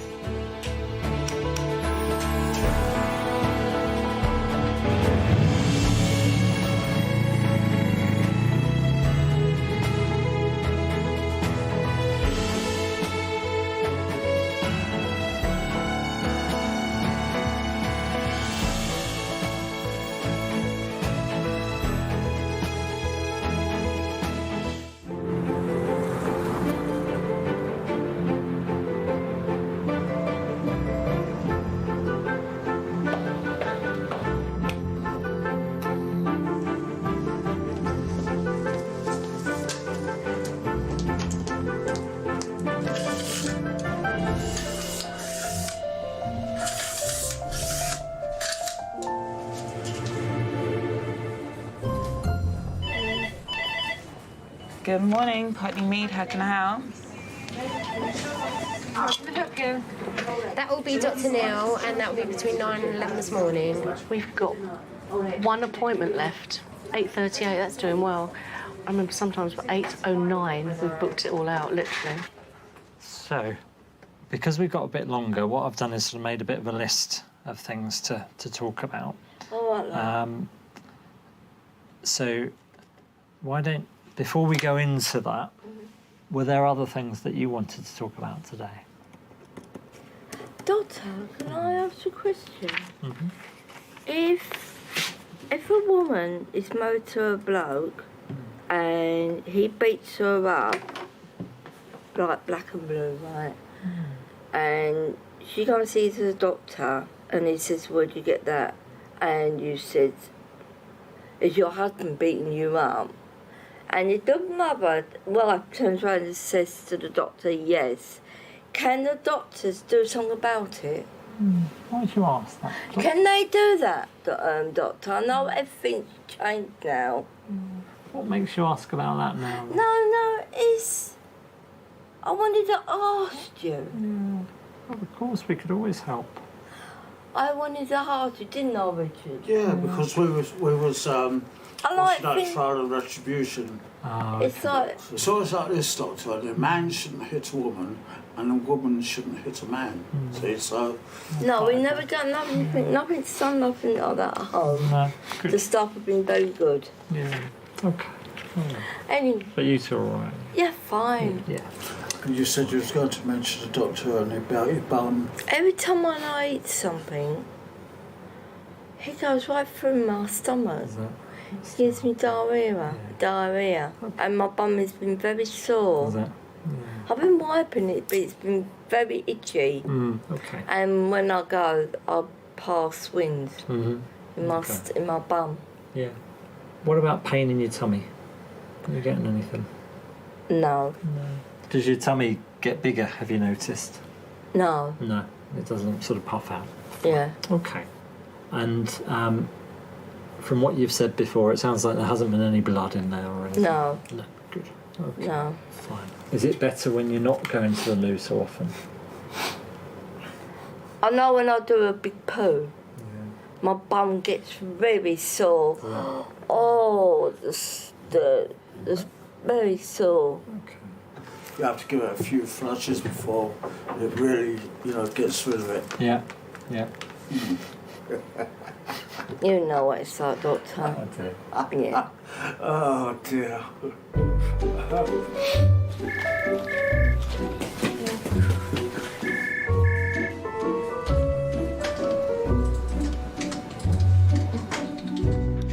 Hello. Good morning. How are you? Not good, not good. I had the worst cough and cold I've ever had in my life. Did you?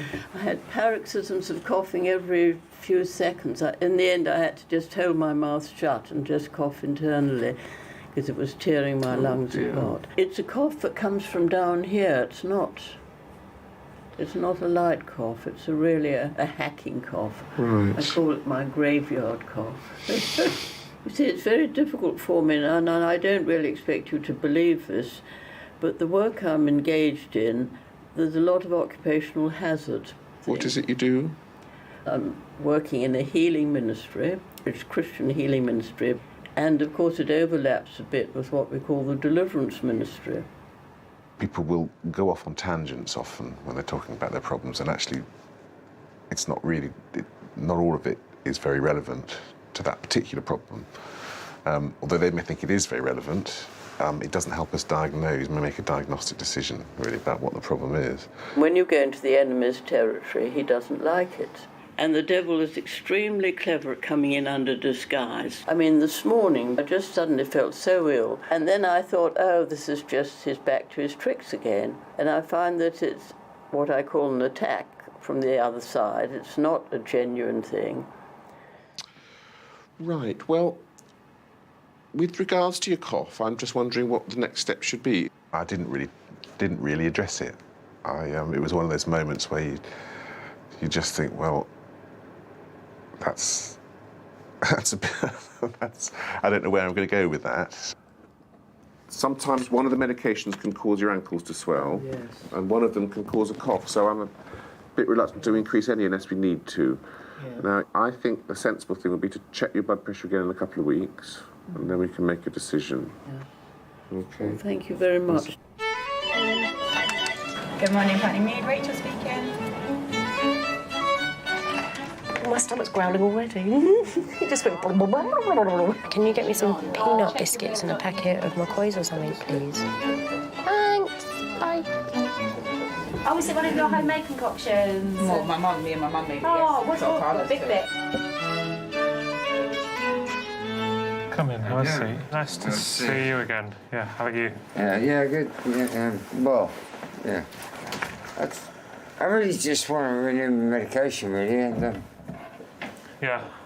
But I've got a bit, I must admit, Dr. Vajo, could you help me out with something to sleep, please? Because I think I'm sort of, I don't know, my brain would just want to let me sleep, you know what I mean? Okay. I was sort of coming a bit insomniac and only getting sort of a couple of hours, you know what I mean? Okay, why do you think you're not sleeping? My brain just won't let me, you know what I mean? There's too much going on, like, I'm trying to close my eyes and I'm not happy, you know what I mean? No. Anything in particular going on in it that you think might be stopping you from sleeping? Is there anything upsetting you or stressing you? Probably, yeah. Okay, and what do you think those things are? I can't put a finger on it, you know what I mean? Can we just check you over a bit? Is that all right? Yeah, sure. All right, okay. Just want to take your jacket off for me.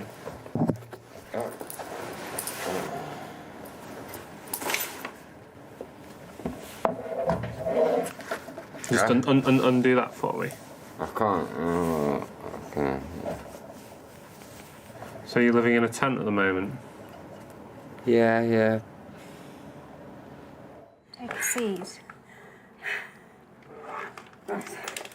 Yeah, the reason I come to see you is out of the blue, they stopped my climber valve. Right. Now, I knew nothing about it. Was stopped because I should have seen someone in March.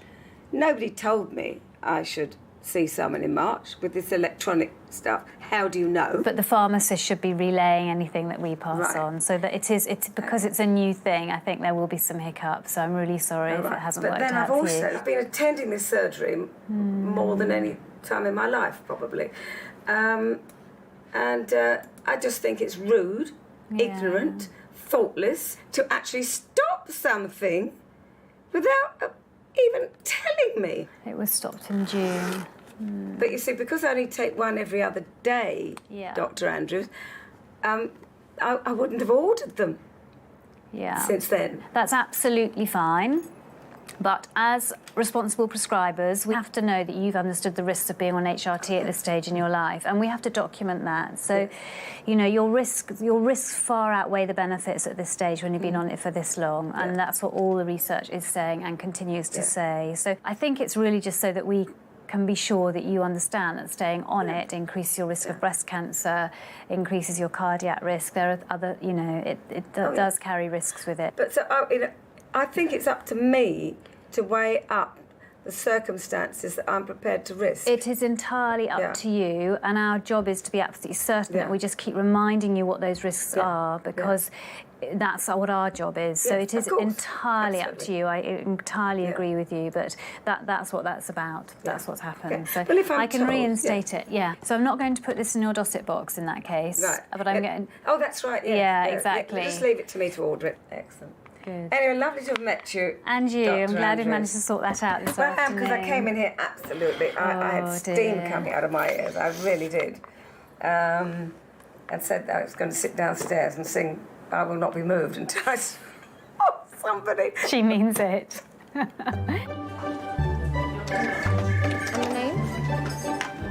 Hello, Patty Lee, Lorraine speaking. How can I help? Hi, you okay? My GP surgery doesn't do injections, they don't do blood tests, so actually this is an exceptional practice, to be honest.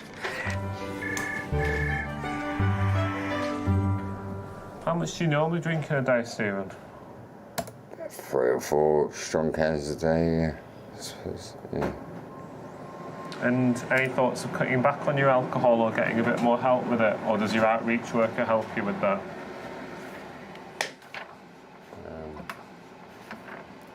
Yeah, well, he is from a drug and alcohol organisation, yeah, sure. Have you got your outreach worker's number? Yeah, I have. Can I have it? Yeah. Yeah, his name's Charlie. Sorry, no. Do you want me to do it? Yeah, if you can. Yeah. Yeah, do you think you can do it? Oh, someone's right. Oh. That's him. Yeah. Is that Charlie? Yeah. Can I talk to him? Alright, Charlie. I can speak to him actually. Okay, no problem. I can speak to him actually. Yeah, sorry, I'm with my doctor. He'd like to talk to you. Oh, yeah, okay. Yeah, I'm here now. Right, okay, there you go. Hi, is that Charlie? It is Charlie, yeah. Charlie, hi, I'm Dr. Buvaja. Stephen's just turned up to see me today. I was actually just asking him to get me your number. I'm sure you might be a bit busy at the moment. Do you mind if I give you a ring maybe in the next couple of days? Is that all right? Oh, that's fine. Yeah. Give me a call tomorrow. Yeah, cheers, Charlie. Bye. Bye. Bye. Is it all right if I talk to Charlie about it? Yeah, of course. Yeah. All right. I think today you seem a little bit like as if you might have had quite a lot to drink. I've had a bit to drink. Yeah? Okay. Will you make an appointment to see me in about a week? Is that all right? And maybe next time just come with a little bit less alcohol on board, if that's all right. Just so that I can understand you, really. And that we're not jumping around. Is that all right? Right. Thanks very much. All right. Cheers. All right. All right.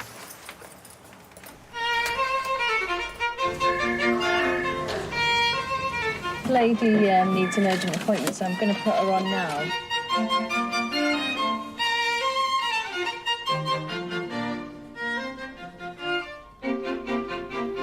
Doctor, just do me a favour. Can you put your finger up my bum, see if I've got a lot of poo up there? Well, I think it'd be helpful, actually. Yeah, let's do that. Just relax, Teresa. Well done. Sorry. Well done. Good. Goodbye. We'll talk about it in a sec. So get yourself dressed first, and then we'll have a chat Is my about it. bum sore? Doesn't look too bad, actually. Have I got poo up there? No, nothing that I can feel in your bottom, but it doesn't mean it isn't higher up in your tummy. So I'm just going to have a look at the computer to see if we have that X-ray of your tummy, all right? All right, love. Yeah, so hold on a sec.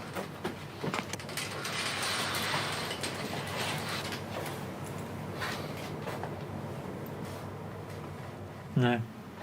You do have to go to Queen Mary's for your X-ray of your tummy. My tummy? Because an X-ray can help us when we're wondering if there's lots of poo in your tummy. Yeah. I think that'll be a helpful thing, because I'm trying to get a reason why sometimes you're having these runny tummies, really. Yeah. Is that all right if we get that done? All right, love. Okay. So get them to make the appointment for the blood test and for that thing. Okay. Oh, thank you, doctor. That's the blowing test. There you go. Oh, thank you, doctor. And do you, what soap do you use? Well, I use a body wash, my darling. Because I think your soap maybe dries your skin out a bit. If it gets bad, I'll have to come to you. Okay. Yeah. I like your jacket, by the way. Thank you very much. It's nice, isn't it? Richard, leave Dr. Ernest's flowers alone. Okay. All right then. I'll see you soon. All right, doctor. See Take ya. care, Richard. Bye. Bye-bye.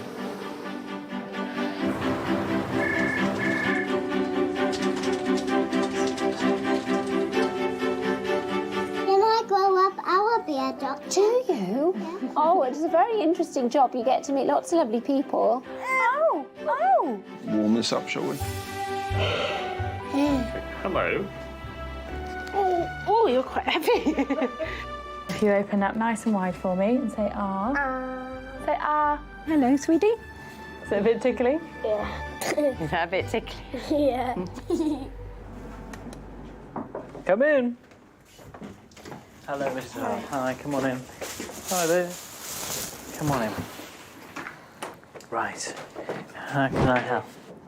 It's just sometimes I get palpitations and I get the odd dull pain in my arm. Can you describe it? Just like a dull ache, really. Look at that helicopter. It's like a headache feeling, but except in your arm. And how long would it last for? Is it all there all day? A few seconds. A few seconds. A couple of minutes. A couple of minutes, okay. And what are you doing normally when it comes on? Right, can you let me talk to the doctor? I just ignore it. Just getting on with things. Okay. Ashley, please. Ashley? Ashley, right. You've been warned so many times now. Probably right. you should Now, maybe come and not sit touch down here now. Thank you.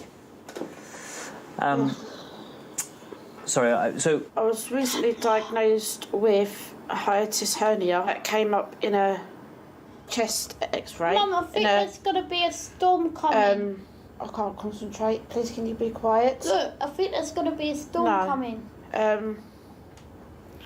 Probably right. It's not. It's going to be sunny until Saturday. Right, can you stop? There's lots going on, isn't there? How are you managing?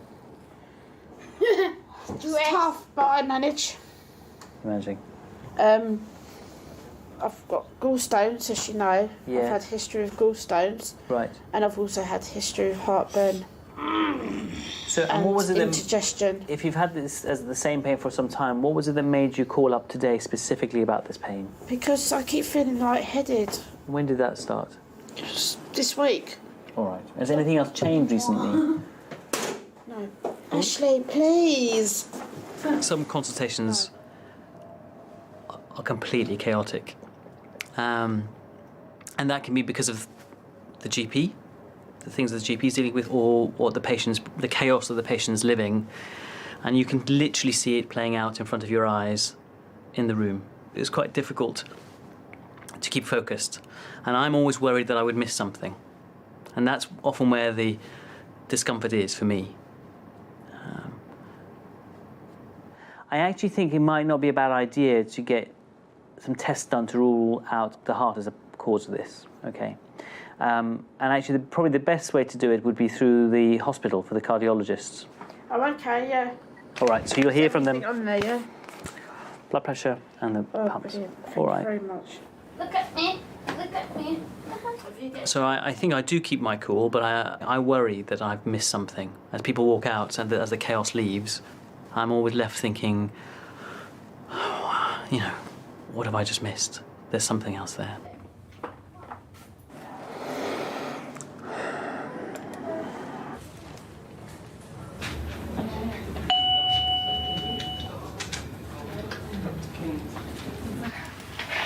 Hello. Is it Mr. Morris? Yes. Hello, I'm Dr. Ernie. Yes, good morning. I usually see Dr.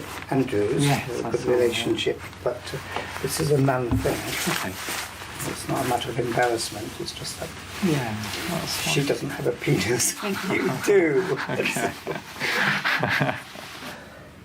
I just need to have my testicles checked. They feel swollen. Okay. They feel heavy. So I noticed it 2 or 3 weeks ago during warm nights when I sleep naked. When I swing over, they sort of go clump, you know. Yeah. There's a slight pain at the root, as though being pulled. 2 or 3 weeks you've noticed this? 2 or 3 weeks ago, or just realising, you know, it's a warm night, but penis, as you know, gets very floppy, but it felt more floppy than usual. You've also written on here low libido. Yeah, I'm just turned 75.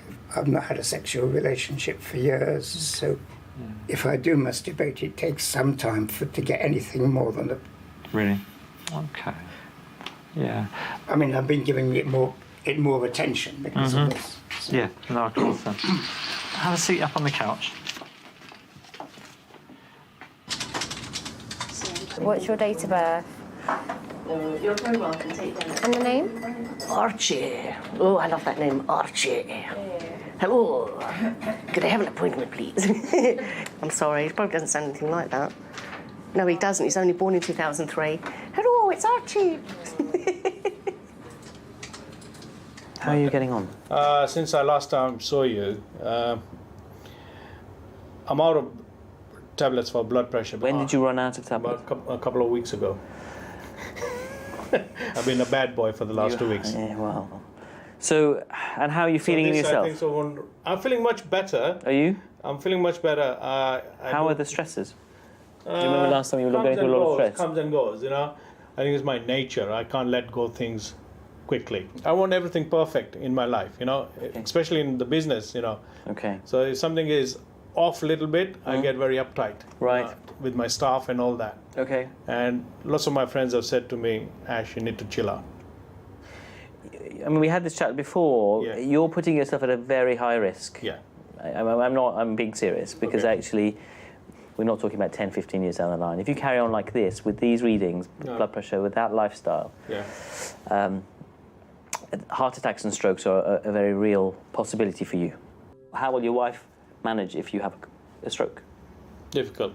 I've seen people with stroke, and I have an uncle had a stroke nearly three years now, and he's in a home care, and all his money, what he's earned, is going in, being looked after, can't move, can't talk. Okay. He's like a cabbage sort of thing. You know, I've seen a friend passing away, so I think... So you've experienced it close up. Experience, yeah. And so I think we need to make some changes now, and I agree, and I would support you. We talked about work stress. Work stress is the biggest problem, and then another one factor is my dad living with me, and it's getting a bit... I know he's 89 years old, it's my responsibility to look after him, but it's just getting sometimes a bit irritating, you know. Okay. Sometimes, you know, he makes a lot of mess in the kitchen, and when I see it, I said, what is this, Dad? Come on. Things I tell him, don't do it, just leave it there. He keeps on doing it and makes a mess. And that boils me up, you know. I'm just wondering what might help you.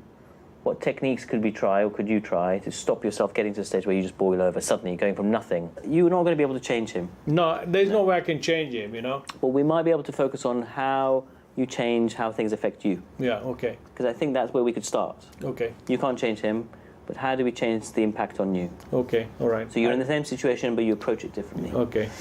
I mean, there are other options. We have other options. If you're getting very stressed with this issue, you know, we can always think about a few sessions of counselling where you can just explore this with somebody who's not related to your family, and you could really work through what options you have. Okay. And I think we need to do this together. So what tablets do you need today? I need the whole, everything. And then can you have a think over the next 2 weeks, between now and when we touch base, what else might help you to manage the stresses? Okay. You know, just have an ideal world. What would help you? What do you need to do? What do we need to focus on? We'll do the blood pressure, but what else might help you to focus on the stress? Okay. All right. Yeah? Okay.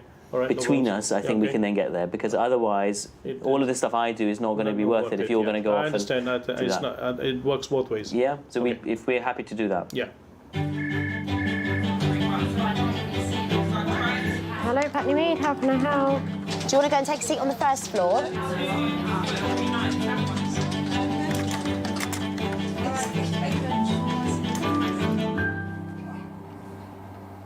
Mr. Ackerman. Doctor, how are you? Fine, thank you. Nice to see you. Nice to see you. Right. What can we do for you? I've had an operation on my ear. He had to rebuild my eardrum. Okay. Completely. When I came out of hospital, it was brilliant. I was jumping up and down. I could hear with both ears. But I had an infection, and ever since then, it's been driving me insane. Doctor, I am having a hell of horrible time. And I get the most throbbing headache, the mother of all headaches, I kid you not. And it hurts. It really feels... Is there pain in the ear? Yeah, everywhere. I get it all over. All over. It makes like a bubble noise. Brr, brr. Do you know what I mean? It's driving me absolutely insane. I wish to God I'd never had the operation. I really do. Right. Now, the past couple of weeks, I've been losing my balance. Right. Nearly fell a couple of times. I'm a chef, you see. And I'll be honest with you, Dr. King, I'm very, very worried because I use twin fryers and the temperature is 190 degrees. And if I fall head first into one of them, it might as well serve me on a fish and chips as well, or whatever. I'm just feeling for any lumps in your groin there. Okay, so I'm just going to check your penis as well as your testicles. All right. And where's this pulling discomfort that you get? It's really at the root. So I'll just examine your testicles, okay? Good, that's fine. Would you mind if I examined your prostate? Yeah, what does that mean? Pushing your finger up my bum? Yeah, Yes. that's right. Is that okay? Yeah. So the way to do it is roll over and face the wall. Yeah. And well done. Deep breath. That's it.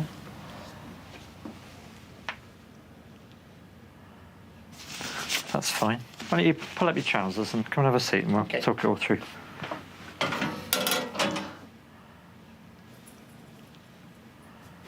Let's have a look. That's in the past. Okay. Your testicles, from my point of view, feel normal. Right. And your prostate felt fine. Slightly enlarged, but a normal shape. And what's reassuring is they feel normal. They do, exactly. With testicular cancer, if it's causing a heaviness to the testicles, they do feel remarkably different actually from normal. They really feel very heavy from our point of view. So the fact that yours don't feel like that and they're a normal shape, no extra lumps, is very reassuring. In terms of the erection change and the low libido, it might be worth checking your prostate blood test, but also your testosterone, just to make sure there's no sign that either one of those is abnormal, just as a so that we're covering all the bases, really. Okay? Yep. All right. Thank you very much. Not at all. Nice to see you. Stop me if it's sore when I'm doing this, okay? Right. It's still wet and red. And Sorry?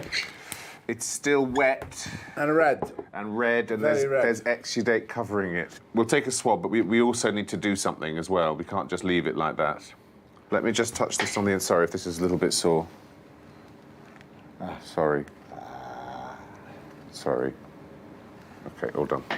Did you see a small little hole in there still, no? I can't see the eardrum. It would be better to have you seen by the surgeon that did the operation, but it's not a complicated problem. It needs to be looked at and it needs investigation. So I think that is probably the way to go. That we can get you seen in that clinic. Can you give me tablets for it or anything to?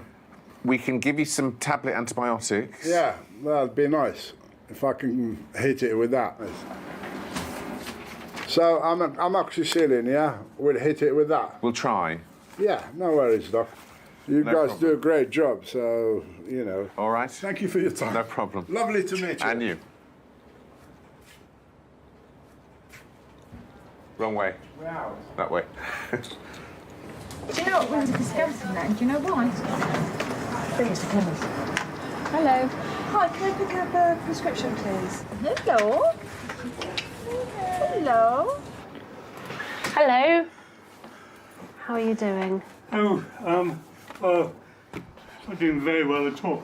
Really, I'm getting out of breath. It's all seemed to have happened in the last month, really. Just getting worse. I'm not sleeping well. And in fact, Saturday night, I just couldn't breathe. Have you seen the surgeons yet? Well, they said my ventricle in the heart was closing up slowly, and that was why they said I should go see about having something put in to widen it up again. And I assume that's causing all the shortness of breath suddenly, is it? Yeah. Well, if they do surgery, they will probably try to do it as minimally invasive as possible. So they might do it by going in via the wrist or via the groin and trying to open up the valve that way. Yeah. I mean, if I was going to go, fine. Yeah. But if I'm going to find I'm worse off, Yeah. you know, There are some risks of people having a stroke and things like that during this type of procedure. yes. The worst case would be that you didn't make it through. Yeah. But I think if you do nothing, I think your symptoms are steadily becoming quite a lot worse, aren't they? I felt I needed to make him aware that, you know, his illness is a life-threatening condition, and the natural process of that condition will be that he will steadily deteriorate and eventually die, albeit in an unpredictable time frame. What do you think? If I didn't have it done, probably what? I've got about a year? I think that's notoriously such a difficult thing to be able to predict, I think. Yeah. I mean, my main thing is not so much going, but I don't want to find I'm going to spend months almost like a vegetable. Doctors most certainly should not always intervene to save a patient's life through treatment. It completely depends on the individual situation and the individual patient, of course. In medicine, we always try to do good and not do harm. And so in some cases, intervention can cause more harm than good. And if they choose to decline a treatment, then you have to respect their wishes and respect that that's their choice. I think we just need to really await this appointment with the cardiothoracic surgeon. Yeah, and if anything, obviously it suddenly gets worse, I suppose. If things become, very critical and that overnight, then, 111, or if you feel it's a real dire emergency, then 999. Yeah. Okay. Yes. Okay. Nothing I can do about it, is there? Yeah. When the time comes, whether I will have intervention or not, I think it is it very much depends on the situation, and I think until that time comes, I can't probably easily predict my decision, but within reason, I'm sure I would mostly want something done, if at all possible. All right? Okay. Thanks for your help. You're welcome. Take care. What can we do for you? Okay, very simple. I have a hemorrhoid, and it's excruciatingly painful. Yes. Yesterday had some spots of blood on toilet tissue. Okay, you've had these before, presumably, or many years ago. Right. Yeah. And you're fitting well otherwise? Yes. Should we have a look? You can. Yeah, I've had a shower. Fine. I'm going to Italy next week, and I just thought, please go. Yeah. Just go before I go to Italy. Oh yeah, okay. I'm just going to... Just tell me to stop if it's too tender. I'm just going to put my finger inside. That is a nasty pick. It doesn't actually look like it's thrombosed yet, which is what happens sometimes. Right. When they get sort of clotted and then they become sort of almost permanent. Right, you get yourself dressed and we'll decide what to do.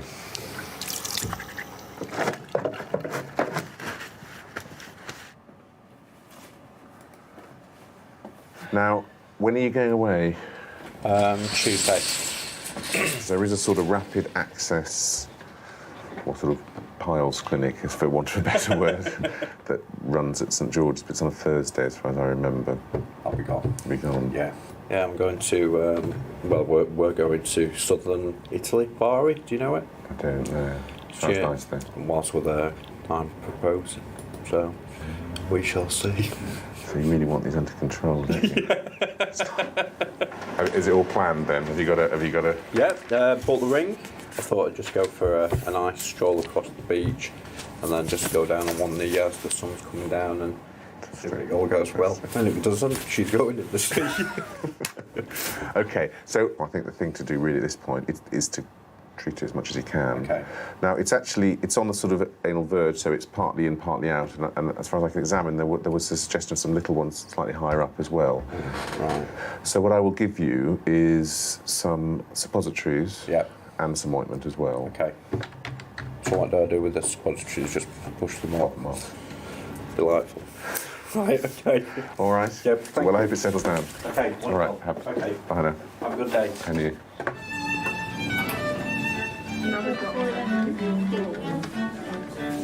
There was this Can't be woman bothered. came in and she wanted to register her unborn child And I was like, well, if it's not actually like on the earth yet, I can't like register it. And I was like, wait till it comes, you know? Come in. Come and have a seat. Okay. So you've had a rough few days, haven't you? Yeah. What does the pain feel like to you? As if I've been beaten. Really? What about when you lay down? You can't lay down. I can't 'cause lay of the down on pain. my back. I can't put my back down. Do you want to take your jacket off? Yeah.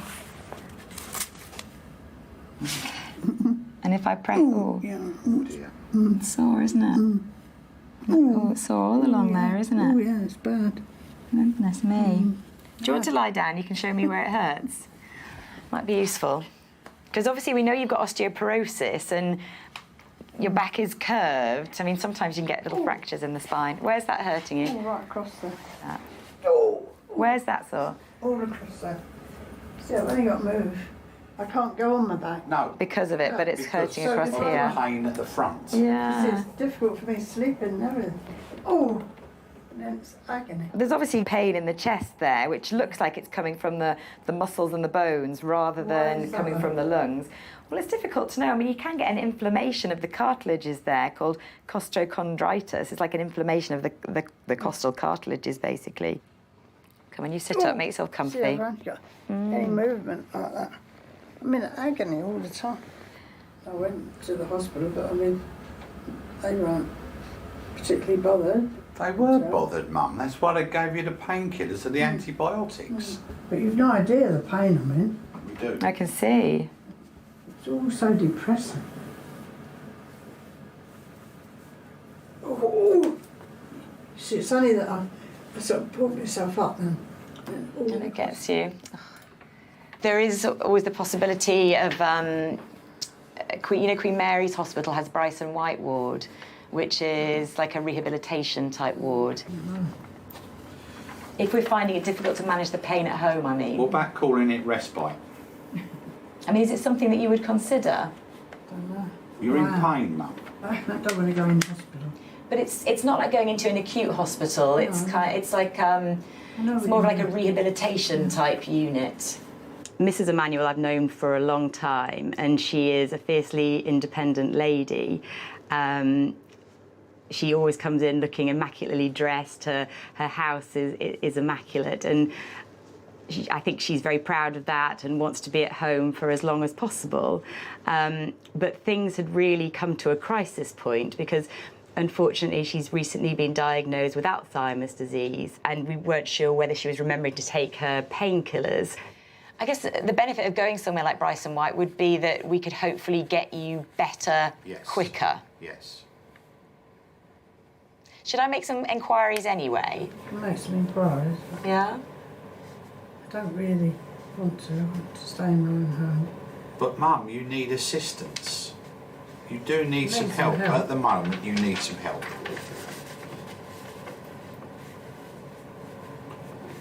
I mean, I think if I was in Mrs. Emanuel's position, I, like her, would probably be the same. I mean, no one wants to lose their sense of independence and autonomy, and to feel that other people are making decisions for you.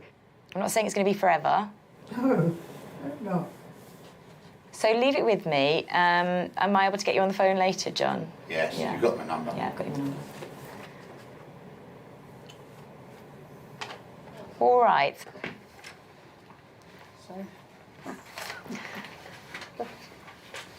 All right, do you want a hand? Any movement. Got it.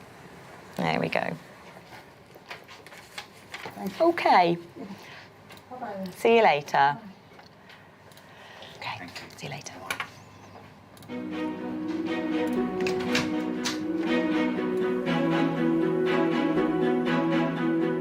I'm really proud to be part of the NHS. It's the largest publicly funded health service in the world.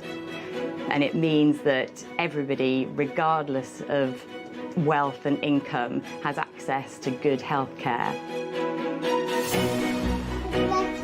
Gracias. Thank you. Bye. Bye. People often ask, what is it to be British? And I think the NHS is a fundamental part of what it is to be British, and something that I'm very proud of, and I think we should all be proud of.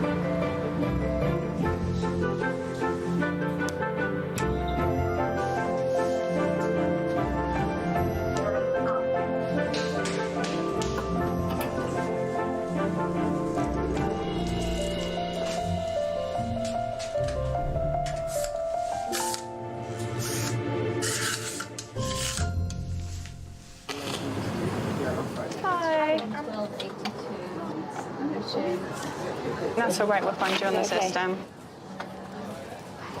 How can I help? I've developed a rash. Right. Pretty much all over my body. Right. So this happened on Monday night, was the first time I noticed it. Okay. I'll let you look at it, but Yeah. it looks a bit like chicken pox. Okay. But it's not chicken pox, I'm pretty sure, because I've had that. Right. But it's very much like... So, let's just have a look. So, it's quite flat to the skin, but it's not itching. Yeah, it's not itching. And did it all just come up, or did you start with one spot? No, it all came up. It all just came up and it's not itching you at all? The first time I spotted it was Monday night when I was going to bed. So I've been taking antihistamines for a couple of days. That's not helped It's got neither at all. worse nor better. It's No. just, And also, so if it was allergy, you'd expect, A, it would improve with antihistamines, or B, it would be very itchy, but it's not Yeah. itchy. Infection-wise, you don't have a fever, you feel well, you've not had a sore throat recently, No. or any infection like that at all. I might see if I can pick the brains of Dr. Mackenzie next door, Sure, who's our yeah. skin guy. Yeah. Do you mind if I just quickly see if he's Absolutely. around? I won't be a second. Can I just really quickly pick your brains? Excuse me for that. Right, so there's a gentleman here with this is Dr. Mackenzie, Hello there. Hi. with a 5-day history of a rash. It started on Monday. It's not been itchy in any way. It's not responded to any antihistamines at all. Are you not on any medications? No. No. Didn't start as one batch. I thought I asked that. Came Monday night, took my clothes off to get ready for bed, and I was covered in it. Right. You know, they're all see. sort of leaf-shaped. Yeah. One has to ask the question, no risky behaviours? Absolutely not. Good. There you go. Adults with a rash, you got to think of that. Yeah. He's been well in himself. He hasn't had a fever, no preceding sore throat or anything like that. I reckon that's pityriasis rosea. Yeah. That's a classic sort of sign there. What, they're scaling? Yeah, the sort of scaling. I reckon that's what it is. So it normally take 10 to 12 weeks before it's sort of completely gone. Okay. You know, no creams will really make it better. Okay. Brilliant, thank you. Okay, do you want me to print you off a little information leaflet? Yeah, that'd be helpful, yeah. Yeah, the rash, there's a nice photo of it here. That's probably It looks very similar. quite similar, isn't it? Not contagious, so won't spread to other people. And so just expect it to kind of disappear over the next number of weeks. Yeah, 2 to 10 weeks, but can last as long as 5 months. But hopefully it will be sooner than that. Don't plan to go on any beaches between them. No, just cover it over. I swallowed, do you know how many put tablets? a note in your car? 13 a day. Really? And it's driving me potty. Oh, that's a lot, isn't it? Yeah. My cat licks me because it's salt and it makes his fur soft. Oh, really? He's a Persian.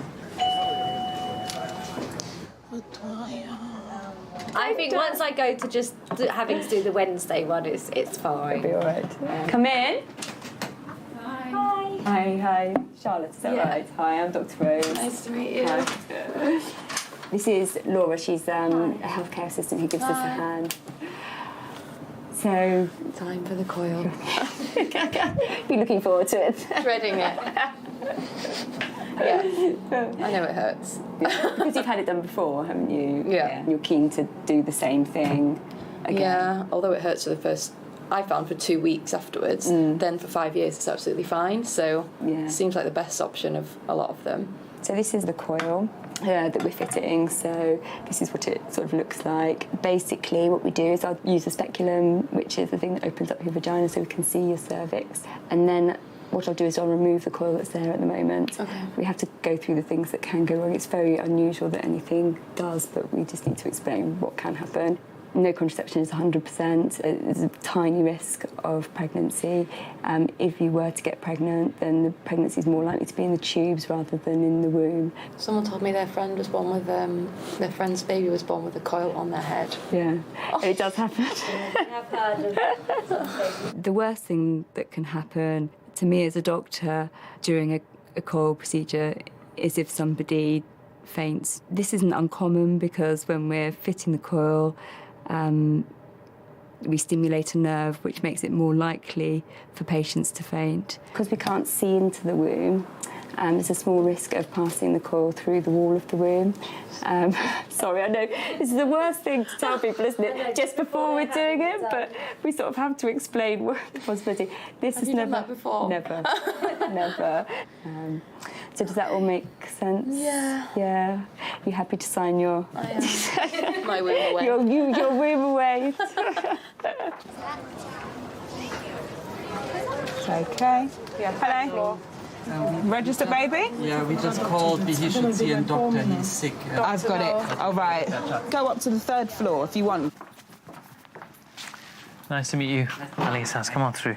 Grab a seat. Grab a seat. Right. How can I help? Misha is now 11 days and totally healthy from day one, gained weight from day one on. Great. So, but this afternoon he started coughing and getting a bit weaker than he was usually. Okay. How old is he? He's 11 days old? Yeah. Okay. And is he breastfeeding or bottle feeding? And that's gone well? Yes. Feeding okay? Yes. He never lost any weight even in the beginning. And nappies, how are they? He shits maybe 10 times a day, but he's gaining weight and he's healthy. But the cough is what concerns you? Yeah, and usually he's just totally boisterous and strong. And quiet, he's like... Should we have a look? Is that okay? Can you unpop him? Yes. And just roll yourself. Now, can I come this side and you stay at the head ends? That'd be perfect. Okay.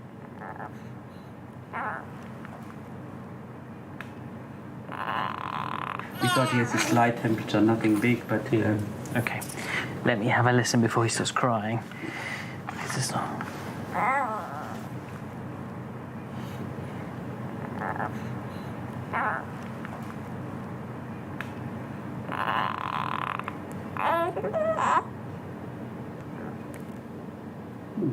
Okay, buddy, let's have a listen. Oh. I know, I'm sorry. It's all cold and horrid, isn't he? This mucus is like something related to a cold? Or? Bear with me 1 second, let me just have a good listen.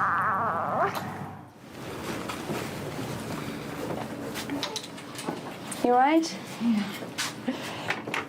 Come on, ladies, I can do this. You'll be fine. Come on, Mr. Coyle.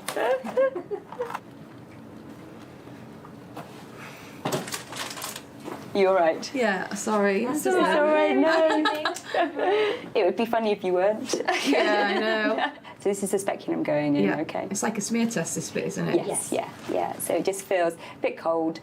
Yeah.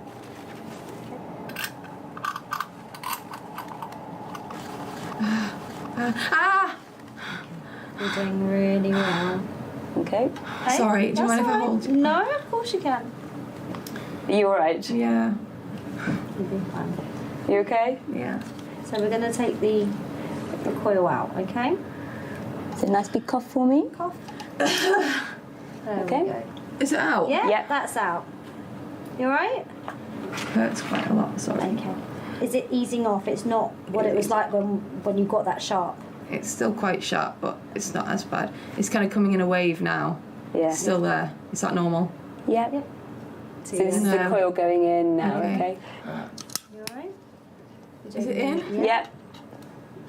You've done really well. So you're... I know I haven't. You have. You've done amazingly. I was practically crying. I think that's amazing. I think it was the thought of it. Hooray, 5 years. Yeah. You don't have to worry about it. Just Thank sit you for there holding for a my hand. moment. That's, all right. That's what I'm here for. Do you feel all right? Yeah. The whole going into the knife sort of thing. Yeah. I couldn't. Like do it. people who want cosmetic surgery, like who are willing to put themselves like. Just like yeah, just needle me, just chop me open. I don't care. There's no point. It's like my boobs are good as they are. It's exciting.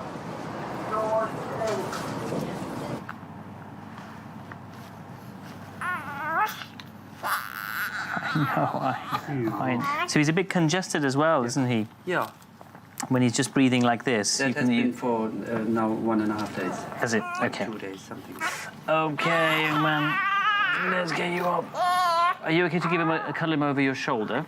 Yeah, of course. And I'll just have a listen to his back as well while he's nice and settled. Just nice and settled. I'll just have a listen.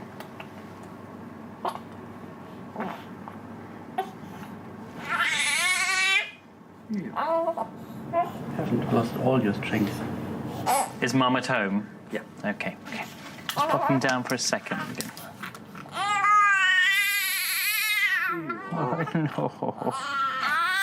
Oh, okay. Why don't you pop his things back on and then we'll have a chat.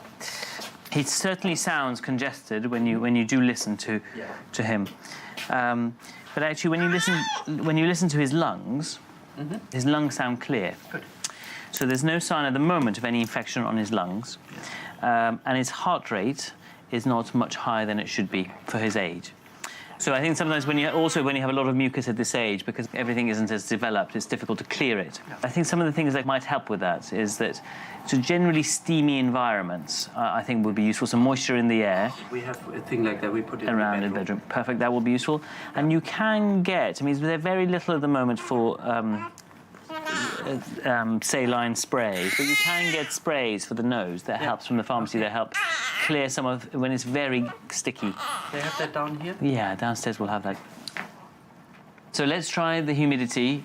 Let's see how this settles in the next few days. You need to keep a close eye because of his age. They can suddenly change, as you know. So if you find that actually you're struggling with feeding, the nappies are not as wet as they were. Yeah. Or he's still not as alert, or things are not improving. Or if you look at his chest and you see that his ribs, he's pulling in his ribs, or at the base of the throat, he's pulling it in when he's breathing, that's a sign that he's working too hard with his breathing. And that's a sign that you should get somebody to see him, even if it's in the middle of the night. Thank you very much. Not at all. You're right to get him seen, yeah. Thank you so much. No problem, he's nice and alert now. Okay. All right, bye-bye. Take care now. Bye-bye.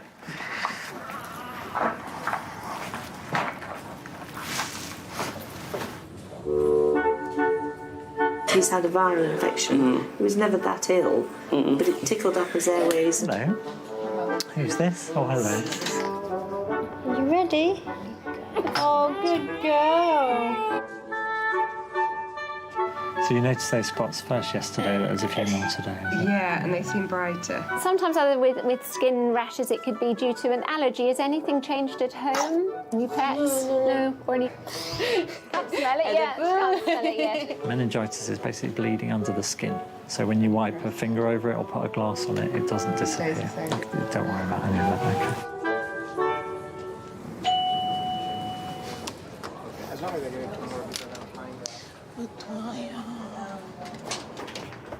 Hi, how you doing? You alright? I'm saying I'm alright. I'm Sorry. not. I feel terrible. I've got a deaf in one ear for starters, Okay. which I don't know why. I'm getting a noise there all the time, and I can't get a damn thing. It's driving me bonkers. One thing that I was quite keen to do, remember last time you had that cyst? Oh yeah, got Just that. wanted to have a wee look at that. If that's Well, all the right. antibiotics seem to have worked, and it's got like a crust on now. Yeah, I think we'll have to see what becomes of that, really. That infection has settled down and that there's no real mole there anymore or anything. If it was a mole, I must have caught it or something like that. Well, should we just see how it goes? We'll keep an eye. I'll keep it. Well, I mean, keep an eye. We're going to be meeting anyway, aren't we? Okay. So we can just periodically review it. Okay. Yeah, sure. What else would you like to talk about today? Obviously, there's a lot going on, but I would like to get a consultation with a a drink specialist to get me off the booze because I am seriously concerned. Yeah. Because I'm getting home now. I'm depressed. Yeah. I'm not suicidal. Don't get me wrong, but I just start drinking, and I can't actually just say I'll have 2 and stop. Yeah. Once I've had 2, that's it. Boom. You know. I don't know what the answer is. You know. Yeah. I really don't. I know it's not doing me heart any good at all.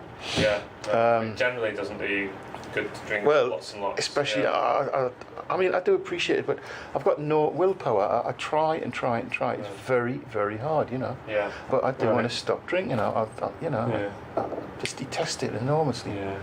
Dropped a line to that alcohol liaison. You haven't heard from them yet? I was hoping you might have heard from them. Not as such, nothing. I'm being honest, I cannot stop. It's as simple as that. Yeah. Okay. Alcohol services, I'm going to write to them. Okay. Do you want me to give you their number as well so that you can... You could do, if you wouldn't mind. Yeah. So I'll find that for you in a sec. Okay. Okay. Do you want to catch up with me, in a couple of weeks? Should I make an appointment or should I just give you a ring? Talk on the phone if you want next time, save you a trip down. Okay. Yeah, and then we can see if there's anything that you feel you need to go see, and I can stick you in for an appointment. Fine. All right. Thanks very much. No worries. Take care, all right. I'll see what I can do about the Yeah, all right. Look after yourself. All right. Cheers. I referred him to drug and alcohol services quite some time ago now, and he was transferred to your team because he fell out of area, full stop. He's really desperate to cut down his drinking, and I would appreciate any support you could provide as soon as possible, full stop. Thank you for taking the time to see him, full stop.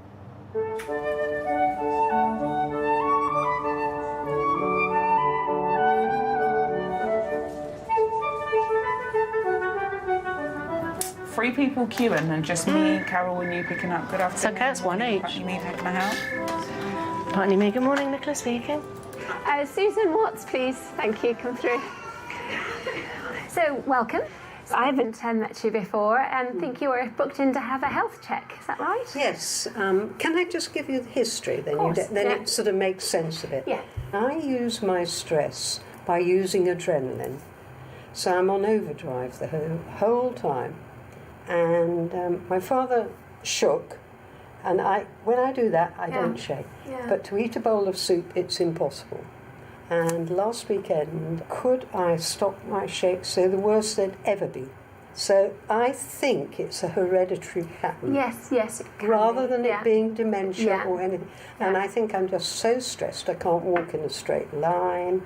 Signing my name now, you would have thought it was a spider on the website. Okay. So I, probably because I don't want to go down the Parkinson's line, dementia line, I now put in a programme of exercising myself and walking much better. And I can't say in 3 weeks it's made much difference. Makes sense? It does make sense. But it's an unusual presentation, and Really? yeah. What are your concerns that you think these symptoms might be? I am concerned in case I'm pretending it's not Parkinson's, but then I read the paper today saying everybody's encouraged to go to their doctors and doctors get £50 rent. Oh, God, I've got years in the Times. £55. So I'm very conscious. I've put myself in a category that really I might not need to be there. I just need to relax. Well, I think you've done the right thing, so you're not just living with it. Susan's a psychologist herself and is very aware of anxiety and stress, and she very much, I felt, wanted me to diagnose that was the cause of the tremor. I just felt I couldn't minimise the symptoms as she wished me to. Okay, so let's do some coordination tests. It's one of the ones that we ask patients to do is to put your hands straight out in front of you. So I'm very good at that. Yeah. And now open your fingers. Yeah, close a bit. I mentioned that How do I get back to mine? the car was stuck in. I'll get on to tomorrow. In M&S, and he said, yeah, there was one yesterday as well. And then you do get the sync. He's in 9, he's in a different room now. Oh, is he? No, we were in 9 yesterday. We weren't in 12, wasn't yesterday. Nice to see you. Come on in. Likewise. Do you live anywhere near Kingston? Do I live anywhere near Kingston? No, why is that? Oh, in 2 days, 2 people have jumped off the roof of M&S. In 2 different right? parts of the store, and our car is trapped there now until tomorrow. Because you couldn't leave because someone... Because they jumped off the car park. Is that right? Yes. Gosh, that's Well, very that's sad, isn't nice. it? How are you doing? I'm fine. I'm fine. The blood part of the urine disappeared after 1 tablet. Did it? Yes. Okay. I still took all 6. Great. So no more bleeding in the urine? No. Any more clots? No. Nothing like that? No. You were going to see the urologist, Yes. is that right? Have So you seen the urologist? Yes, so did you want to see us today to report How to things you gone? how it Yeah. all went? Certainly. They reckon they'll get something to you within 48 hours. Okay. But hot off the press, you can have it from us. What did they say today? I've got stage 1 Okay. bladder cancer of an aggressive type. When they biopsied all the crap they'd taken out, they found that the cells were would have been of an aggressive nature. Right. No evidence of it in the muscle wall. Great. And that's it, really. I'm very lucky, primarily because of you insisting on these constant samples and then taking it that bit further.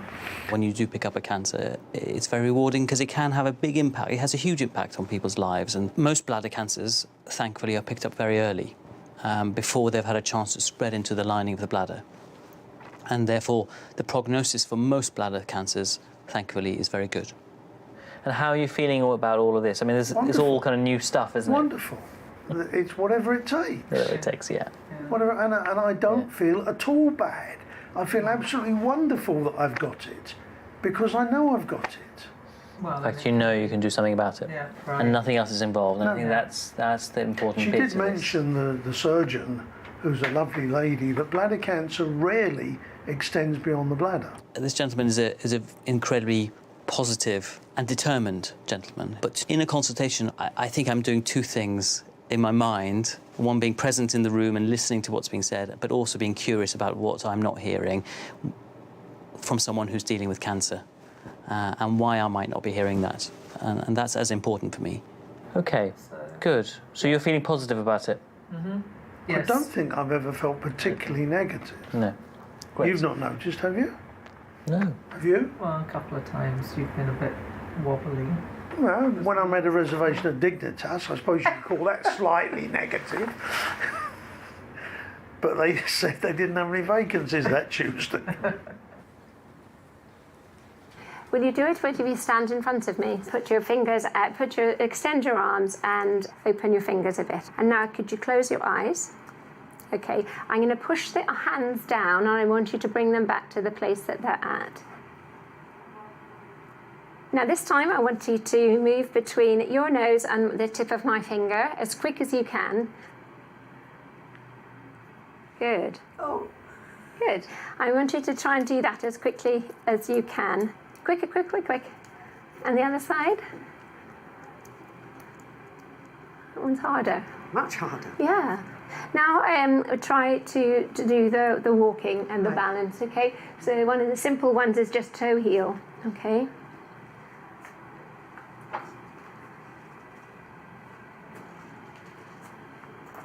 Well done, good effort. Okay, so if you could just write that underneath, that would be great, thank you.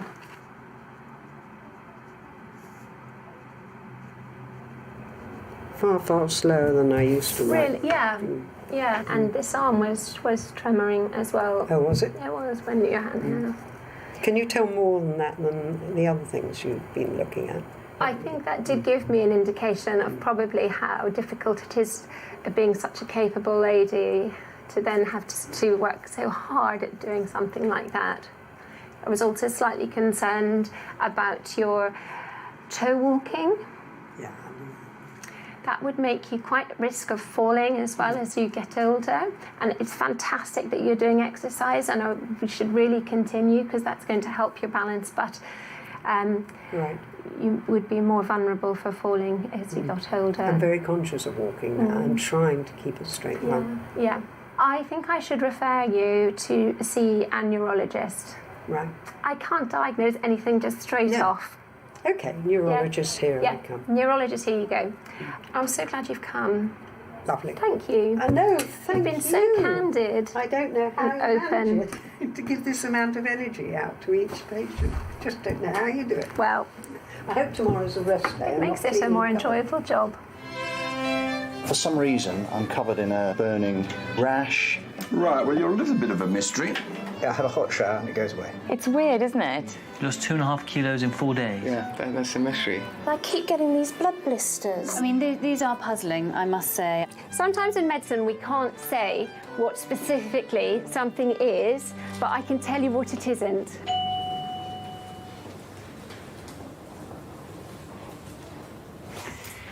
What can I do for you? I have a mobility issue in my right hand. Okay. I'm an office worker. Typing's becoming incredibly difficult, really quite painful. It's kind of something which has evolved over the last 6 months. Keeping it really simple, left hand. Yeah. That's it fine. Right hand is just have very limited mobility in it. Okay. And what's the origin of that? I don't know. Okay. I'm typically male, typically late about coming to doctors, all of those things. Are you left or right-handed? Left-handed for writing, but like right-handed for sport. Okay. The thing I'm wondering is I've learned golf this year. Don't know. You have enough dexterity to do that, so to my grip the golf- club, but I just noticed pain typing. occasionally. Do buttons up and stuff? Doing my cuff is a lot harder. Yeah. But I can do it. Have you noticed it with anything else? Tying your shoelaces? No, shoelace is fine. Would you mind just tying your shoelaces for me? Or untying It them? won't be a problem at all. I'm just looking at you using that right hand because that command, from your brain seemed to be automatic and seemed to work fine, didn't it? Do this again, so like you're playing a piano. Do you play the piano by any chance? I used to a little bit when I was younger, but the left hand's 100%. Yeah. I could do that all day long. And you can't do that at all with that hand? I'm commanding my hand. It's very tiring. I'm going, come on hand, come on hand. It's mentally exhausting even just to do that. Yeah. I'm really saying, come on. Yeah. So, for example, do this. So the elbow, shoulder, you can swing around. I mean, I've got 2 kids. I can load up. So weight. it's just the fingers, literally. It feels what the about, fingers and the wrist. So do your wrists for me. And round and round. Round with that one. I'm trying. So wrist and hand. If I touch your hands, does that feel the same? Doesn't feel any. Without being extreme, doesn't feel like I've had a stroke or paralysis, anything like that at all. And so the sensation to you feels the same. You're not no pins and needles, nothing like that. No, never at all. Else I would have come. Absolutely would have. And just you can't. I can command it, but I just can't translate it. I think it's quite common in general practice for a patient to come and to have something that it's very hard to put a name on and to diagnose as something. I think whilst medicine is partly scientific, there's also a lot of art to it as well, if you like, and it's some of what we do is almost trial and error. What I am going to do is ask for advice. We've got a kind of email advice line. What we need to do is get some sort of imaging or study on that. We can do a nerve conduction, and I just want to check if that's the right thing to do or if it's some other sort of test. So what I'll do is I'll get some advice and then I'll let you know. So I basically, I don't want to send you down the wrong route. Yeah, no, it's a tough one. But you've absolutely done right in coming to see us, and we need to look into it and find out what's going on. Patients seem to appreciate it if you admit to your, lack of supreme knowledge almost and say, I actually don't know what's going on here. We're human at the end of the day and we don't know everything, and as long as we're honest about that and admit that, I think they, on the whole, don't seem to have a problem with it, and I don't either, really, I don't think. I shall get back to you in either tomorrow or Monday. Cool. Is that all right? That's lovely. Really appreciate your time. Fabulous. Thank you very much. No, Take good care. to see you. All right, bye. Yeah, I was about to say, it's a good strong handshake, so. All right, bye.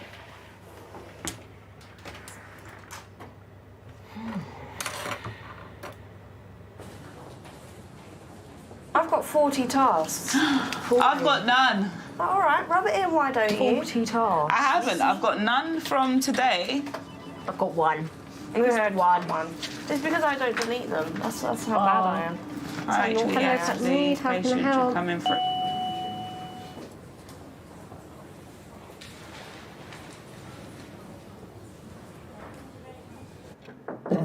Come in. Good afternoon. Hello, hi. Is that Alexander? Is that right? Yeah. Basically, about a week ago or so, completely out of the blue, in the middle of the night, I woke up to a really bad chest pain, right down the centre bone. Right. Nothing else really associated with it. No difficulty breathing. Nothing that was going to cause me concern or think I should rush into hospital. So I put some deep heat on it, and then since then the pain's just been fluctuating. I get a heartburny kind of sensation as well quite a lot of the time. Is that before the pain came on? During the pain, actually, to be honest. Okay. And so it comes in waves, and today and yesterday it's kind of become a little bit more consistent or continuous, I should say. Right. Because Sure. it's making me feel a little bit groggy as well, to be honest. And Yeah. And what had you been doing that day or the day before? Well, Can you remember? I've been going to the gym, and I have been going to the gym probably with more intensity or regularity than I would normally. In the last couple of months, I've certainly stepped it up a bit. Have you been feeling short of breath at any point at all? It's not so much a shortness of breath as it feels like quite a laboured breathing. Would it be okay if I had a look? Yeah, That's absolutely, okay. of course it is, yeah. And what do you do work-wise, if you don't mind me asking? I'm an airline pilot.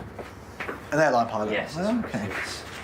And have you been on any long-haul flights or anything like that? Yeah, I mean, I've been flying fair distances, but nothing outrageously far. So in the last week, or? Oh yeah, I've been flying. Oh, okay. I've been flying most of the week, in fairness. Is it affecting work? It's not affecting my work. It's just one of those things that it fluctuates, but it never affects my levels of concentration and whatever. Fair enough. It's just the kind of niggly thing that's there and comes on and goes, lingers a bit. So if I push on it, can you just tell me if it hurts you at all? Yeah, that's tender. That's tender. That caught you. Sorry, I don't mean to make you jump on the bed. What about on the other side? Chest itself, no, it's not chest too wall bad. itself. It's not too bad there. I'll let you put your Yeah, shirt on. Do you mind just putting your t-shirt on, not the jumper?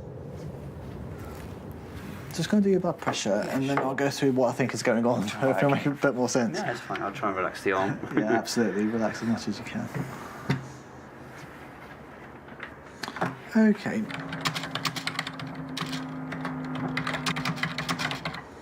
The upper value's ever so slightly on the high side. Okay.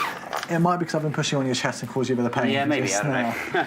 Doesn't strike me as a heart problem in any way, because heart problems tends to feel a bit different, more of a kind of tightness, pressure sensation that's worse when you're doing things. And I think you've got an inflammation of the bone here. Okay.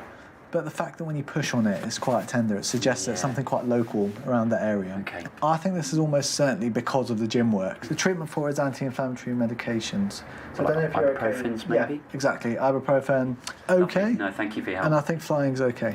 Good. If you think it's okay. No, I think it's okay. Funnily In enough, case there was I've got any doubt. days off now, actually, Fair so I'm not in for a while. So I'll give it a rest now for a few days, and fingers crossed it'll work.